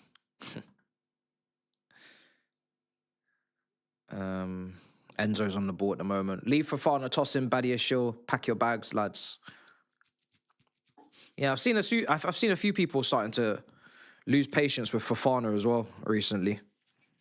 He's certainly not shown 80 million Leicester first season levels, and not surprisingly because of the injury that he had, he's not got back to that yet. But yeah, he's still one of those players that you're looking at and it's not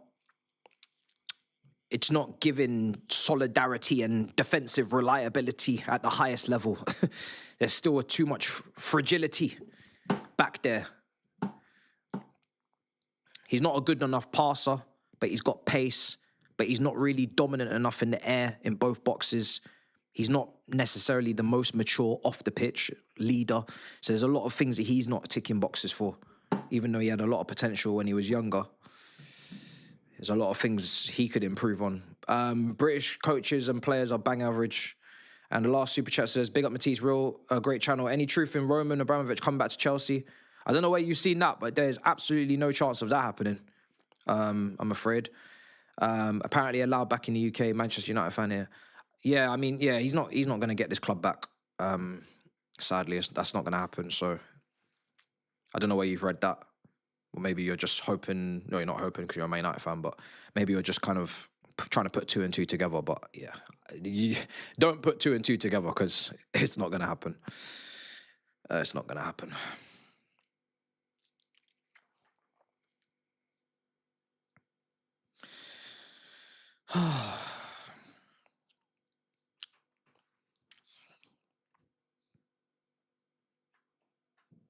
Long throw from Newcastle.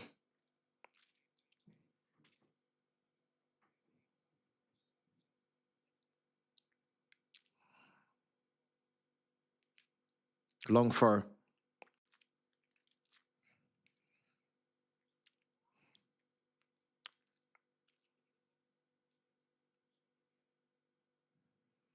They're hooking it back in.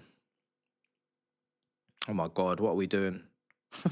Fofana clears for overhead kick. Still can't get this ball away. Newcastle.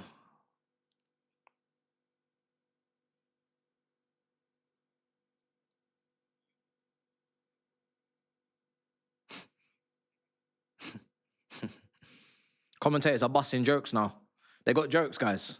Commentators are busting jokes on our head top whilst we're losing at home to Newcastle. These men are having little banter between them because they're so bored. Oh, dear me.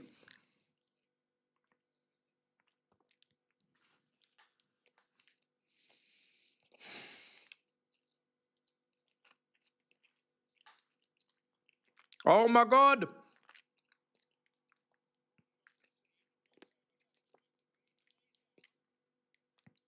That ain't a pen. It's not a pen. He's looking for it. But we are... Oh.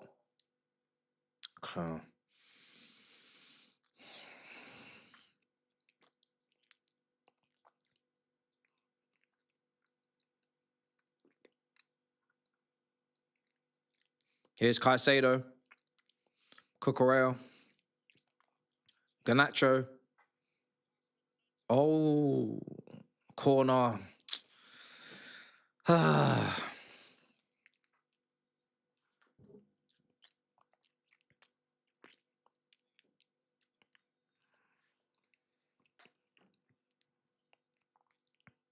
Oh, God. If anything, Fofana's been fouled by Gordon.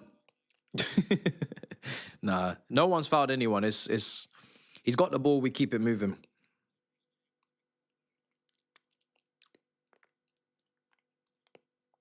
$57 minutes gone. What's going on at Goodison? Sorry, at Emirates, still 0-0? Fuck, this has turned out to be a very low-scoring day in the Premier League, isn't it? There's no goals. 0-0 in the Burnley game.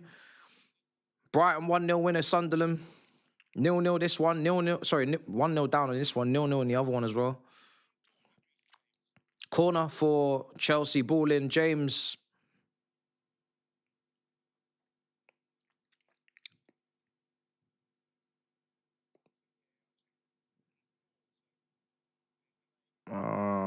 Handball by who? Because... What do you mean the check's over? It just started. What the heck is going on in this box, man? Seriously. I can't even see what's going on, honestly. Ball's just bumbling around everywhere. Here's James.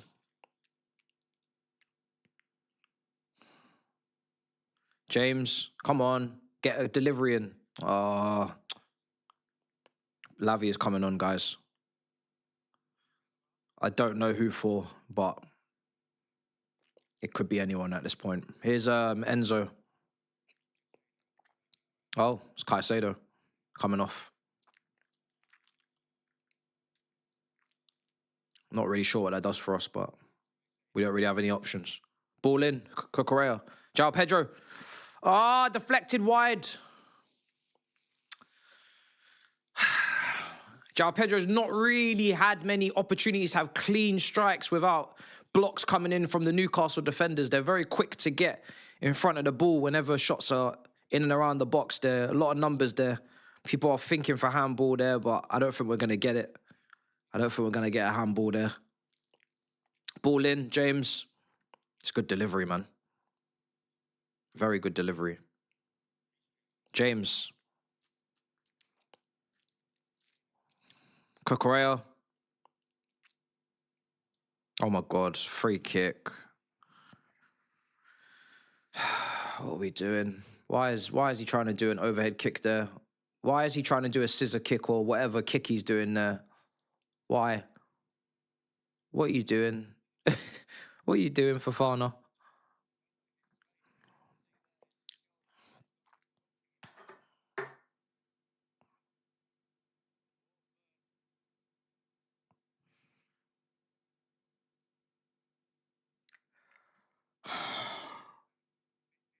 Lavia's coming on for Caicedo.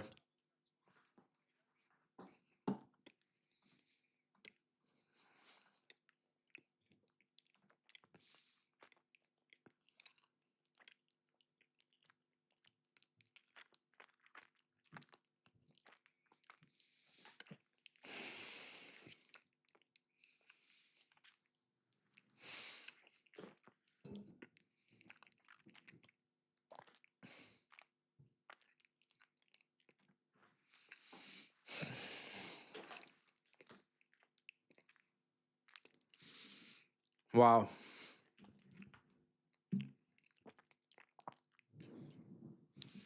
I don't want really Cole Palmer to go to the World Cup, selfishly.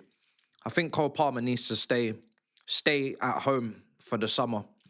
and do whatever medical procedures he needs to do, and just get back to focusing on club football. I don't think he needs to be doing the World Cup thing at all.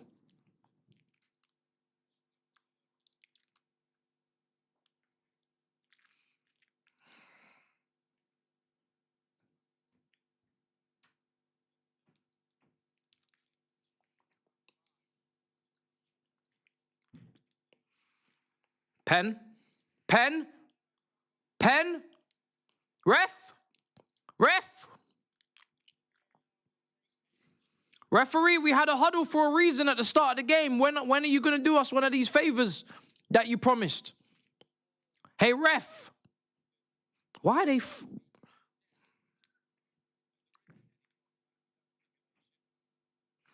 That's a pen. That's a pen. He's got his foot there, guys. Let's not be wasting time. Where's this penalty? Hey!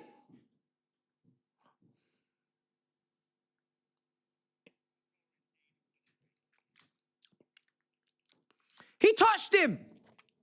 What are you lot talking about? It's not a pen. Voldemort touched him. You can clearly see he touches his foot. What do you mean it's a dive? In what world is it a dive? Are we serious right now? Seriously? What do we pay you for? What do we pay you officials for if you can't make decisions in moments like that? Talking about it's not a pen. I don't understand what you man are talking about. Man, am I saying it's a dive?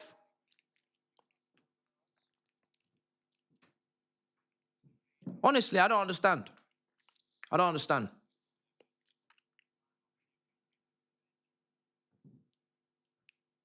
Do Chelsea fans think it was a dive, or is it just the ops?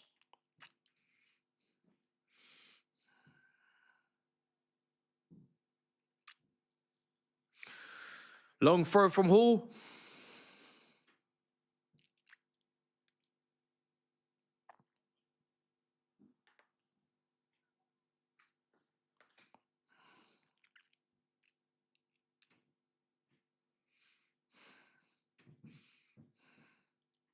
So if it was a dive, was he booked? Oh my God. Oh my God. Oh, cleared. Was he booked? I didn't see a booking. Here's Palmer. Palmer. You're gonna have to do an open play, son.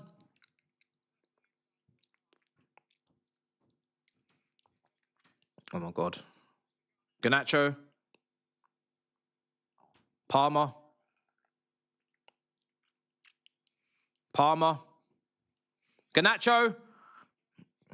He missed his shooting chance. James, he missed his shooting chance. The shooting chance was there. He didn't take it. Garnacho, it needed to be a very quick snapshot, probably even first time once that ball was rolled into him. Palmer.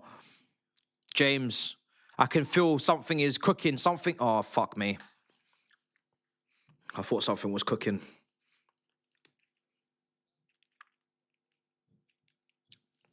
Garnacho had to get a shot off there, but he had to take it first time. Just let the ball come across your body and just hit it. But as soon as he took that touch, the angle was gone. Defender came in. That was the incisive pass that we played there to try and create something in open play, and we just did not take the shot. Oh my God. Like, that's the kind of pass you got to play against a low block. After that, you got to take the shot, man. Got to take the shot. Ay, ay, ay. Ay, ay, ay. My sensation is off. What are we cooking? Absolutely nothing.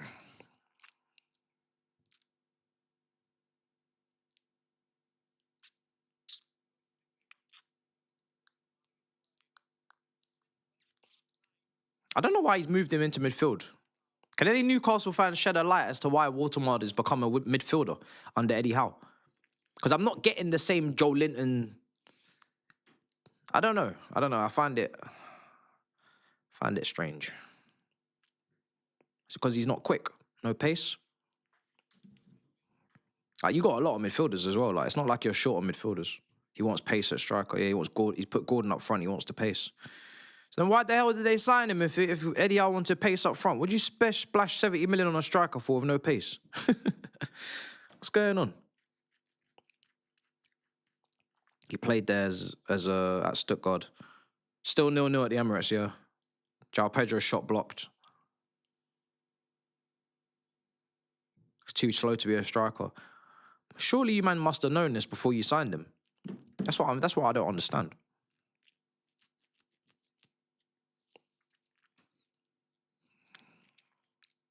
Only one that can pick the ball up in the pocket.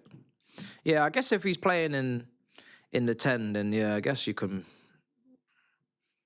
make a case. You don't really have the most creative midfield in the world, that's for sure. Got a lot of box-to-box guys, but don't really have any real creators. Ball in. Oh, my days, that is a shocking cross. That is a shocking cross. Yeah, panic buy. Everybody was getting snatched, so I had to buy something, yeah. Like Xerxes. Yeah, I guess actually it's not a bad little comparison, Xerxes, in terms of technical ability, but no pace.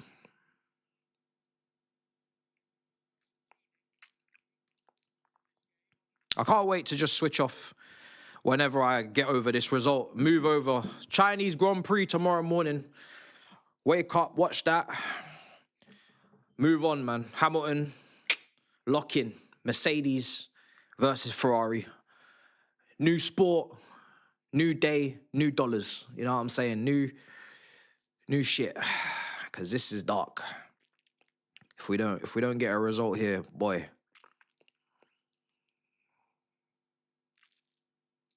Nah, man, Hamilton's not washed. He was actually good in the sprint, but it just ended up falling away at the end. Some nice little back and forth between him and George, but I don't know if I like this whole boost thing. I think it kind of takes the shine off the overtakes. It's a bit too. Oh my God, what a save! Sanchez, Jorgensen would have let that in. Jorgensen would have let that one in, and man then would have told me the shot was too good to save. It was right in the top corner. It couldn't be stopped. Oh, shit. I'm telling you. You can't save those. Look at the power he struck it with. How can you stop that one? Oh, dear me. 20 minutes to go. It's not looking good. Ball in. Caught by Sanchez. It's not looking good, bruv. It's not looking good.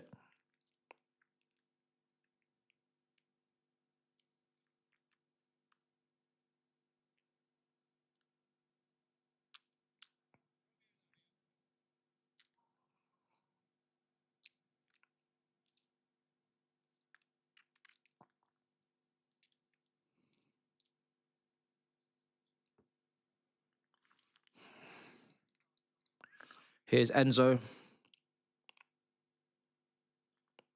What a pass, Delap! Delap! Oh, unlucky. Unlucky. Oh. There's not really much more from Delap you can ask for, is just win the corner. Angle was too tight. The ball was just a bit too strong. If it was a bit lighter just to open up the angle for him, then he might have been able to get a better shot off, but it is what it is. Yeah, it's true. Ferrari strategy is going to put us in the mud. As always.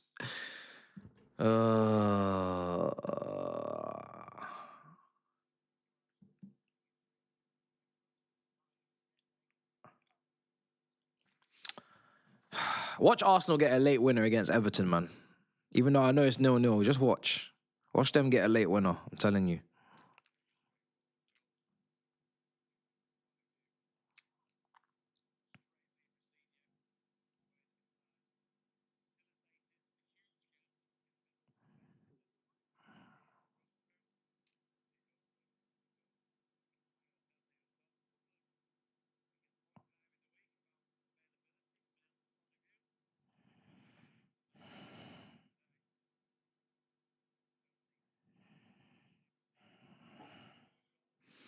I'm gonna get one of these DPD drivers and I'm gonna throttle them. I'm gonna strangle them. What do you mean you were unable to deliver my shit? I literally told you to deliver it to the post office.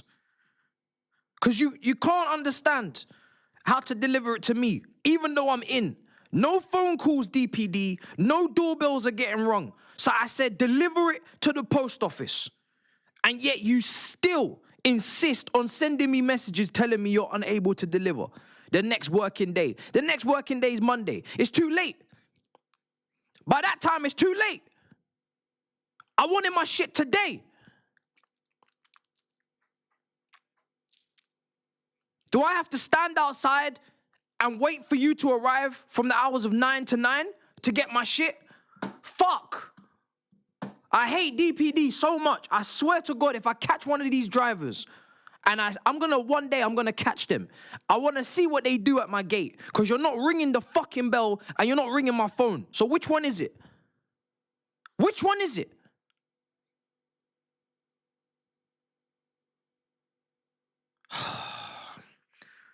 And sometimes you can't even pick. You can't even pick the courier. It's just DPD. You just have to accept it. And there's no delivery notes. You don't get to give them details, specifications. They just do what they want. And it's Royal Mail just getting involved as well and just allowing it, encouraging this type of behavior. When are you going to take a stand? Fuck. It's only Amazon I can rely on. Only Amazon. Every DPD, all these other brothers are washed. Washed. Washed.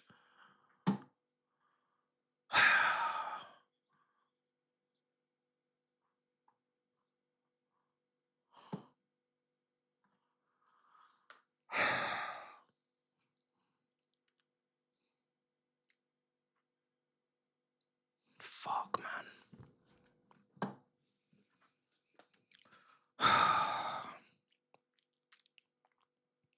Tired of this shit, man.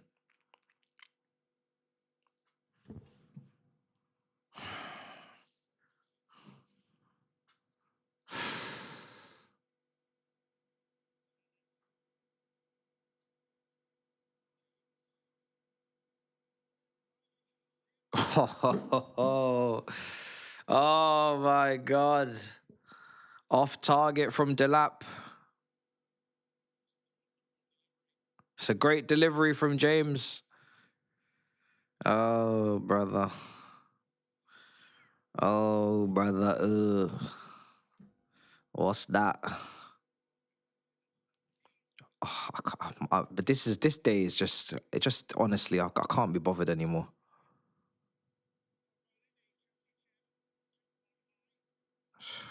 Fucking. I have to watch this lot. I have to deal with these dickheads. It's all too much. It's all too much.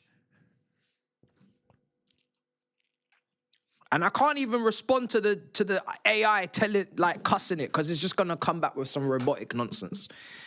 Ay.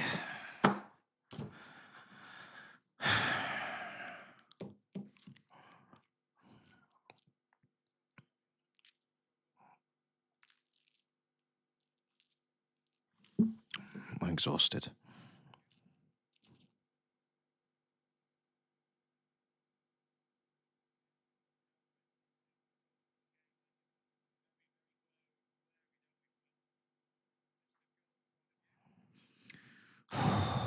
Fucking hell.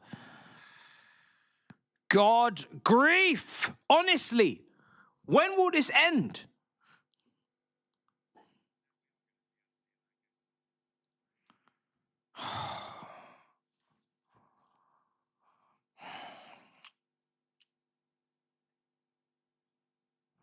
I've already requested a change. I'm gonna slap everybody in there. I've had enough. I've had enough. I'm getting off. I've had enough. I'm getting off. I'm moving to Hawaii and I'm fucking Aloha Oi. I've had enough. Honestly. I'm out of here. I've had enough. I'm done. I need a simpler life. I'm living on an island. I'm drinking out of coconuts, and I'm taking a step back from this civilization thing because it's too much for me. It's too much. Shit's getting far too complicated when it doesn't need to. It's getting too complicated out here. I can't be bothered. I can't be bothered. What happened to the days of postmen on foot, just walking to your doorstep, just knocking? Milkmen. What happened to the days of the bottles? Like, where are we going? As a human race, where are we really trying to take this, chat? I don't understand.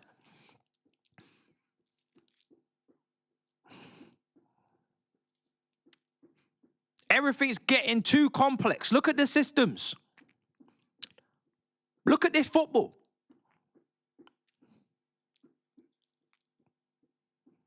We're going to have AI players by 2030, I'm telling you. There ain't even going to be humans anymore on this pitch. It's going to all be robots. It's going to be robots.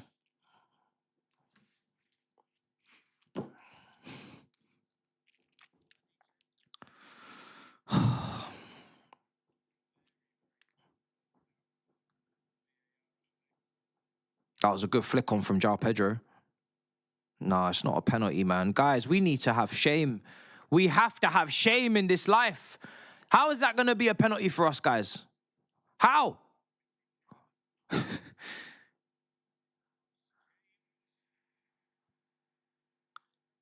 Nah. Nah. Nah. Nah.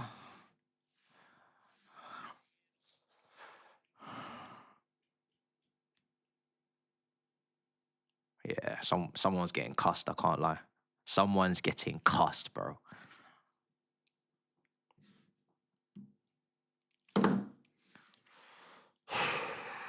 Fucking hell, man.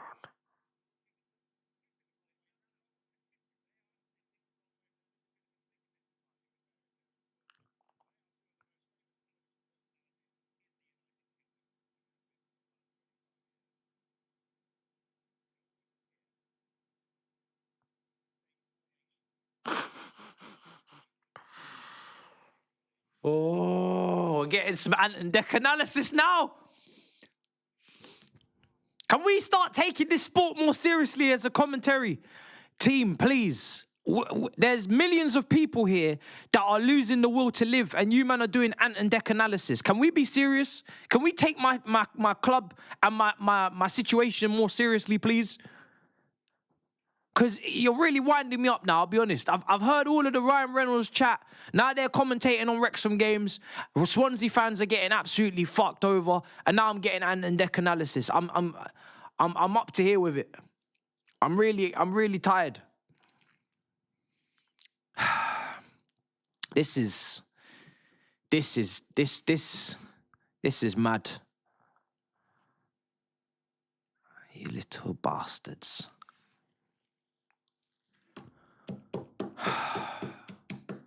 I'm very well aware of Liam Rossini's record against decent teams. We've got Napoli and Villa in the bank, and we've got PSG, Arsenal 3 times, and today Newcastle, if you want to count them. I'm aware. I'm like I said, we're gathering data because we like data. So let's gather the data. We'll stop collecting the data at the end of the season, then we'll look at what data we have and we'll talk about the data. You know? 10 minutes left. I'm not seeing enough. Time is going by like crazy because we're not assaulting this goalkeeper enough. And I'm not even talking, I'm not trying to encourage violence. I'm just saying he's not having to do anything. He's not having to really make enough saves for my liking.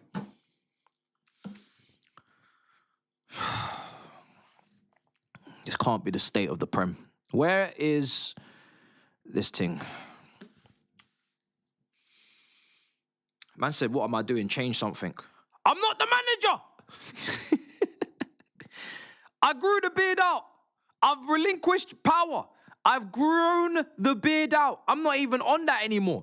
From the moment I saw him losing a game against Arsenal, I said, that's not me. You think I want to be this guy? If he kept winning, I would have kept up the gimmick. But when he lost to Arsenal 3 times, I said, I'm out of here. I said, I am out of here. I'm not getting roped in with this shit. Are you mad? Nah, mate. And then you're coming out calling Neto world class, and you think I'm gonna... Nah. Neto's world class, and you think I'm gonna be that guy? You're crazy. I'm standing on my own 2 feet, bruv. I've got nothing to do with this.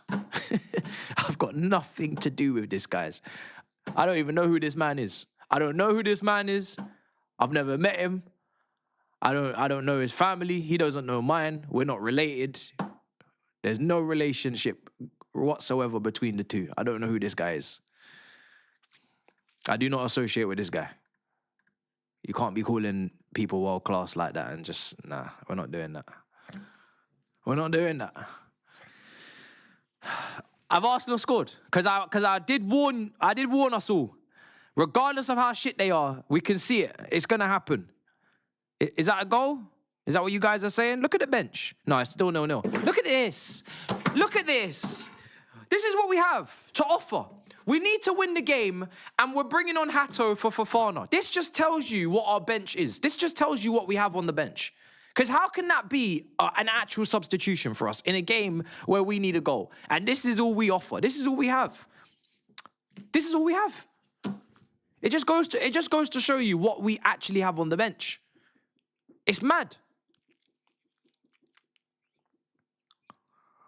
Hato for Fofana. 10 minutes to go. This is the best we can bring to the table. Because we've already brought on Delap, and the only other thing we've got is Gu. So that's it. Like I said at the start of the game, if the starters don't win it, we got problems.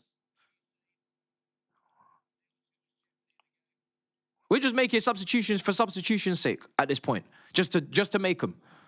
We're just making substitutions just to make them. Because what the hell is that going to do? What's the difference?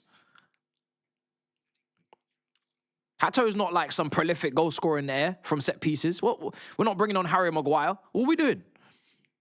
Garnacho, ball in. Ay, ay, ay, ay, ay.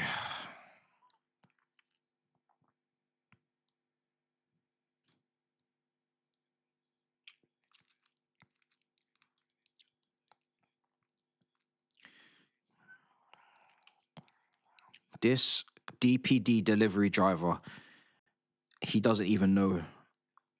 He doesn't even know what is waiting for him on Monday. He doesn't even have an idea. He doesn't have a clue. Not a Scooby.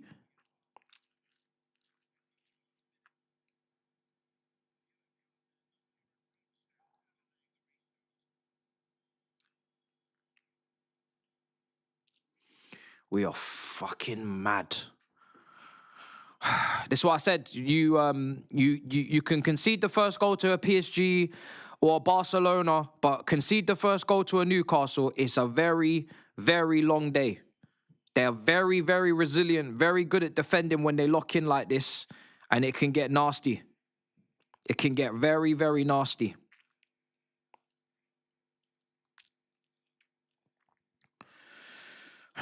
They put bodies behind the ball, block shots, and they've put their lives on the line for a result for absolutely no reason. But when they play Man City at home, they just roll over and just open up legs, open up sesame. But here, against us, they want to do up the most professional, most committed, most organized performance of their lives. When they see Mamouche, it's the complete opposite. I don't know. I don't know what's going on with these guys.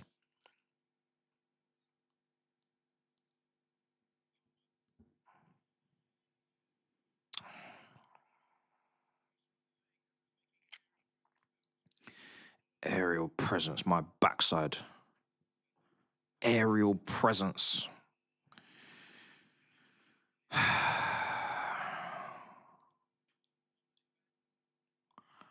Oh my days.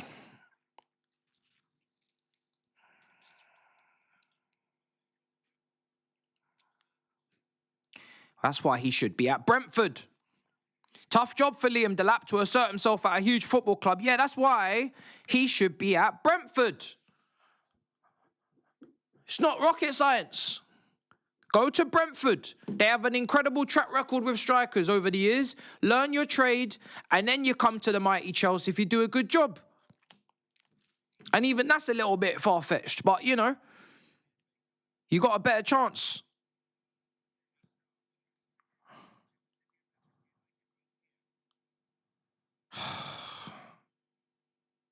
Motherfuckers. Lavia, that's a ball. Oh, my days.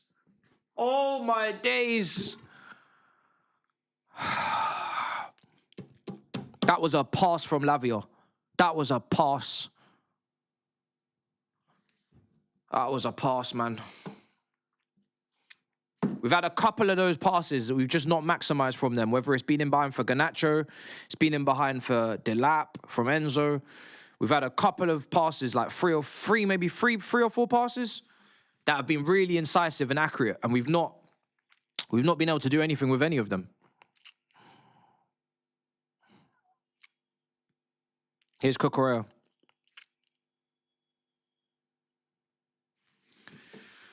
Oh, everybody needs to take a long, hard look on themselves in this Premier League. Long, hard look at themselves.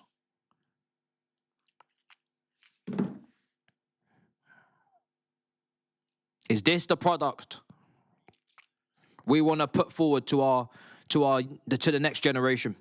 Because if I was the next generation right now, I'd be taking up like paddle or something. Because this is bonkers.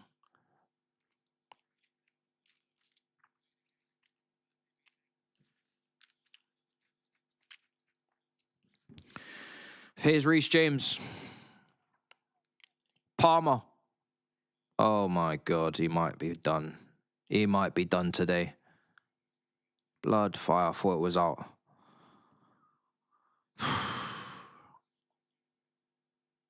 Three minutes to go before full time. Why do you keep saying... Oh, Jesus. Oh my God. Oh my God. Of course they've scored. Of course they've scored. See what I'm saying? It's just inevitable, isn't it? Just end this league, honestly. Just put it to rest. Put the Premier League to rest, honestly. It's not worth it. Put the Premier League to rest. Gyökeres has scored. Put the Premier League in the bag. Put the Premier League in the bag. It's done. Put it in the bag. Wrap it up. It's been good. But we need a new name or something. We need new branding, new advertising, new name. We did the Division 1. We did the Premier League. We need a whole new thing now. We need a whole new thing. I'm just watching it now. Of course, the cross comes in. Keeper, oh my fucking God. Oh my God. Pickford, where and what and why? What on earth? It's just written for them. It's written. They're going to win the league. When stuff like that is happening, they're going to win the league. It's just done. Just forget about it, all right? When a goalkeeper is coming out like that and literally dashing himself out of goal for no reason, punching oxygen, and it hits a man in his kneecap and lands right to Gyökeres for a tap-in, they're winning the league. So just wrap it. It's done. Finished.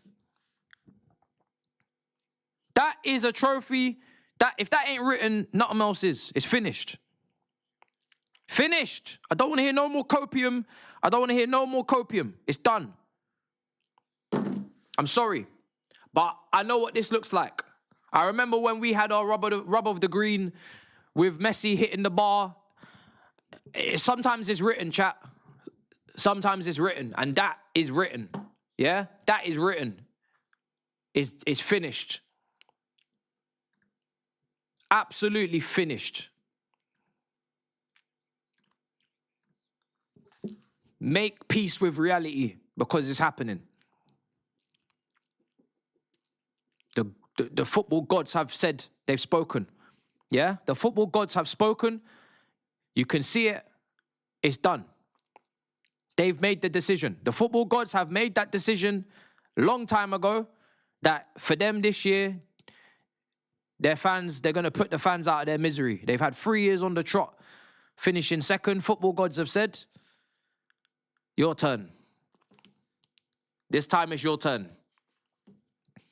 Start making plans. Start booking flights before things get expensive. Start looking at options. Start taking days off at work. Whatever you need to do. I'm going to start looking at flights. I'm not even playing around. I'm going to start looking at flights.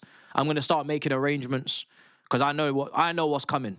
And I'm not going to let all you brothers book up all the fucking destinations with all the airlines and inflate all the prices before I get myself something.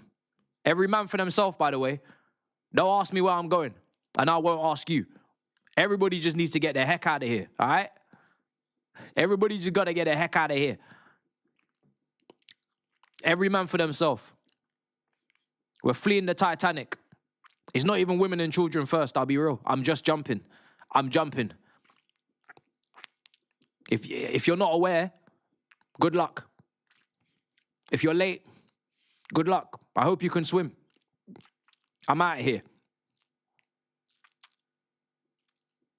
I'm on the equality thing. I'm gone. I'm gone. I'm gone. Don't wait around.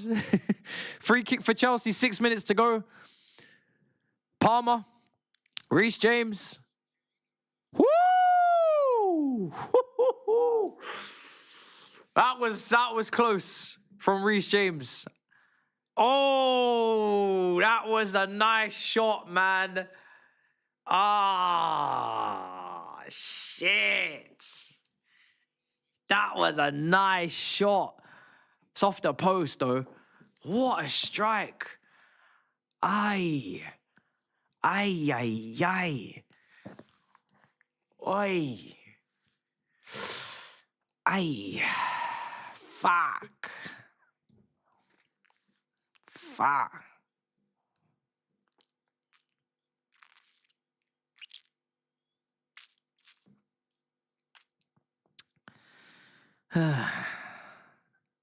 Ay, ay, ay. Premier League's finished. And I've actually got a feeling West Ham might get something later. So this is only just the start. I think West Ham, and I said it, and Man City fans in the Big Six are cussing me in the comments. Like I give a shit. Like I don't want you to win. But you have proven yourself time and time again this season that you're not serious. So I'm unfortunately going to have to cuss you for it. So let's see if they win against West Ham. But I got a bad feeling. I got a bad feeling about that.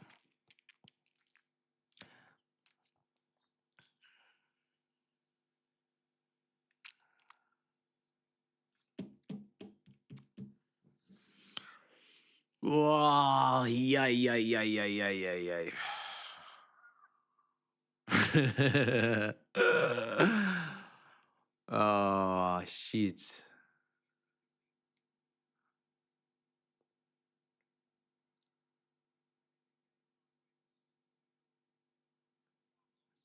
Four minutes left.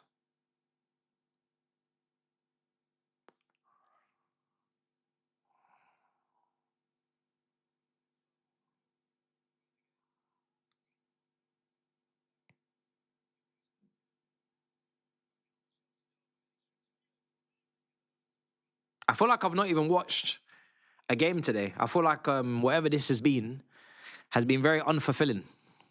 I haven't even reached 50% fulfillment from this football match. Look at these roadblocks. Look at these construction workers in this defense, sticking every head, every limb, every part of their body on every football that comes their way. What are they fighting for? What happened to just focusing on Champions League? Barcelona second leg. What is this do or die attitude that they're bringing to Stamford Bridge? All this integrity and shit. Put it in the bag, man. You man are 12th. Fuck. I've never seen so much commitment in all my life for such ridiculous random 3 points which will not do nothing for them. Fucking hell, man. It's mad. It's mad. Genuinely, I don't understand. We're going to have to take it again. Ay.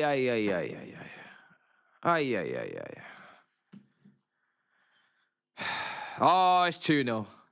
It's 2-0. 2-0 to Arsenal. Honest to God, it's finished. It's never been more finished than it has. Goalkeeper's out of goal. Fucking about, Pickford. Again, not even sprinting to get back. He was never going to get back anyway. 2 people just running. There you go. Premier League is going to the Emirates. Look at all the bench running into the crowd to celebrate as they know how vital this 3 points is. Look at everyone in jubilation like they're crowning themselves today. Look at the state of it. Makes me fucking sick to my stomach what is going on here. I should turn this shit off before I get angry. I'm watching pandemonium at the Emirates whilst my team is struggling to score 1 goal for the last 96 minutes of football. This is horror. Absolute horror. Over the bar. 1 minute left. We're going to lose. Super chats. Where will you run if Robbie wins the title? I told you already, I'm going to Hawaii. They will be unbearable. Nice to see you at Selhurst Park versus Man United before winter. Big up to you, brother. Yeah, I enjoyed. I'm gonna start going to more random games. Not for this team, just for other teams. Like I'm gonna watch. I feel like I'm gonna go to like Como. I'm gonna watch like Rennes. I'm just gonna pop up in random places, random countries, and just attend random football matches for no reason. I just want to fall in love with the game again. You know, that's it. I'm just searching for my joy. So I'm just gonna just randomly pop up all over Europe. You might catch me in your country. I might be in Croatia. I might be there for the Croatian heated derby, whatever teams you have there, Dinamo Zagreb versus whoever else. I will be there. You know, I'm opening up my. I'm opening up my options now. I saw it on YouTube in Canada, and United fan Chelsea with Roman was scary. We want our rivals back. Didn't want to stir the pot. Yeah, he's not coming back, mate. Could be worse. Could be Spurs. Yeah. Saving tactics for PSG, obviously. Yeah. Our last home win in the league was versus West Ham. 3-2 win. I remember it well. Yeah. That was a while ago. Bro, let me tell you how bad this is. These last 2 weeks, I've seen more Ashna shirts ever. Having mine, I live in Texas. I haven't seen so many shirts since 2004. It's mad disgusting. Your Juju failed. Hold that. Come on, Ashna. Yeehaw. Oh, my God. It's the fucking yeehaw merchant is back. That's how you know we're finished. Not this guy again. I haven't seen this brother since like 2024. Jesus. Oh, my God. Today is incredibly definitive. Incredibly definitive. But I'm not going to define it right now. I'm going to go. I'm going to leave now. Because I cannot quite take this. This is... Do you know what? I'm not even angry. I don't know if you've noticed, but I'm not even angry today. You know why? Because I got my brown envelopes. And you see me? I'm good. No, I'm not. You know, I'm not. It's fake money. We're fucked. We're all in this together. I know it may not seem like it. As they try to divide us, divide and conquer. They try to put people on a pedestal like we ain't all Chelsea fans at the end of the day wanting to win fucking quadruples. But it might just dawn on you all that we're all in the same boat. We're all suffering. When the camera goes off, when the review goes out, we're all staring up at the same fucking ceiling, looking up and reflecting on this disgusting result. It doesn't matter how many followers you got. Doesn't matter how many viewers are watching. We're all fucked. Do you understand? So please, take pleasure in that. Just knowing that it's disgusting what's going on. It really is. To lose 1-0 to Newcastle, they didn't even try. They didn't even try. They literally came here. They had a couple of moments, if that. And I'm clutching at straws to even give them a couple of moments. And then they sat in their block, they parked it, and they won. And like I said, I'm not even angry at this point. I'm just venting. But that's just because it's just at this point, it's just becoming so repetitive. It's just, it's tiring. I just want the season in the league to end, honestly. I really do. Whatever happens to us will happen. If we fluke it Champions League, I won't really take any pleasure from it. I don't think Champions League qualification has ever been a trophy or an achievement that we should be striving for. It's well below the level we should be aiming for, as I count my money. It's well below the aims. It's well below the objectives. It's well below the fucking standard. And if we get Europa League, then fuck it. We go to Croatia. We go to Croatia. We go to Kazakhstan. We go to Poland. We go to Serbia. We will be there regardless, year in, year out. Whether it gets better or worse, we will be there. Isn't that just damned? Isn't that just so peak? Regardless, we will be there.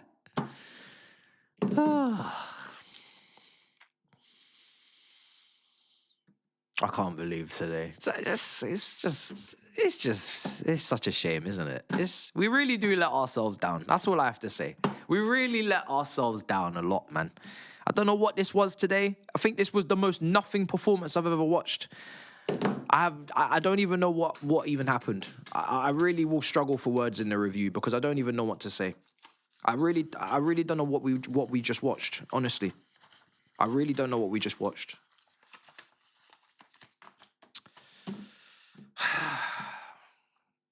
Yeah, this is a tough one. This one is a sticky one. I'm gonna go, but I don't really know what I don't know what to say. Who's the next games? Who are we playing after this? Forget PSG. That game's done. We're not winning that. So let's just move on. We're not going through. After that, I think it's Everton away. They just put up a spirited performance against Arsenal before Pickford started taking bets. Man City at home. Under this manager, in a big game, do I trust him? Man United at home, big game under this manager, do I trust him? Brighton away, Forest at home, fighting for their lives. Liverpool away, big game under this manager, do I trust him? Tottenham at home, relegate the bastards. Honestly, if you can't do that, then you're just not Chelsea. If you do nothing else, you'll relegate Tottenham on that day. If you can't do that, then this football club is not what it was. It's already not what it was, but now you're just losing your entire identity. Like, you may as well call yourself something else. And then Sunderland away. Last season, we looked to the bigger fixtures and we said, yes, we are actually almost better in the bigger games. We're going to fight. We're going to bring something to the table. We're going to do the unthinkable. Neto's going to have a purple patch. Under this manager, the bigger games, it's not that. We're not too sure about him. Maximus. I don't even know what that means, Josh, honestly. I'm very tired. Next up, Gary O'Neill. Our beautiful club is finito. I'm going to just do the review because otherwise I'm going to say a lot of things that are not very coherent and I need to try and structure my thoughts. But part of me just wants to not even do the review. I just honestly don't even know. I don't really want to. This is now a chore. This one here today, it's a chore. It's been a chore to watch them, and it's going to be a chore to do this review. The only thing that's not been a chore is chatting to you guys. If I didn't have the chat, I think I would have gone insane today. So appreciate you guys being in the chat. You are the only reason I'm here. I'm not here to watch this shit. I'm here because you lot are here chatting to me, so I can chat to you. Otherwise, I'll be chatting to myself, and that would just be, I would just go insane. I'll probably just be put in a mental asylum. Maybe that's where I belong. I don't know. I'm gonna do the review now, but I really don't want to do it, guys. I really wish I had a twin. Honestly, I don't want to do this. I really don't want to do this. I've never wanted to do this less than I have to do this right now. Honestly. This is not the one today.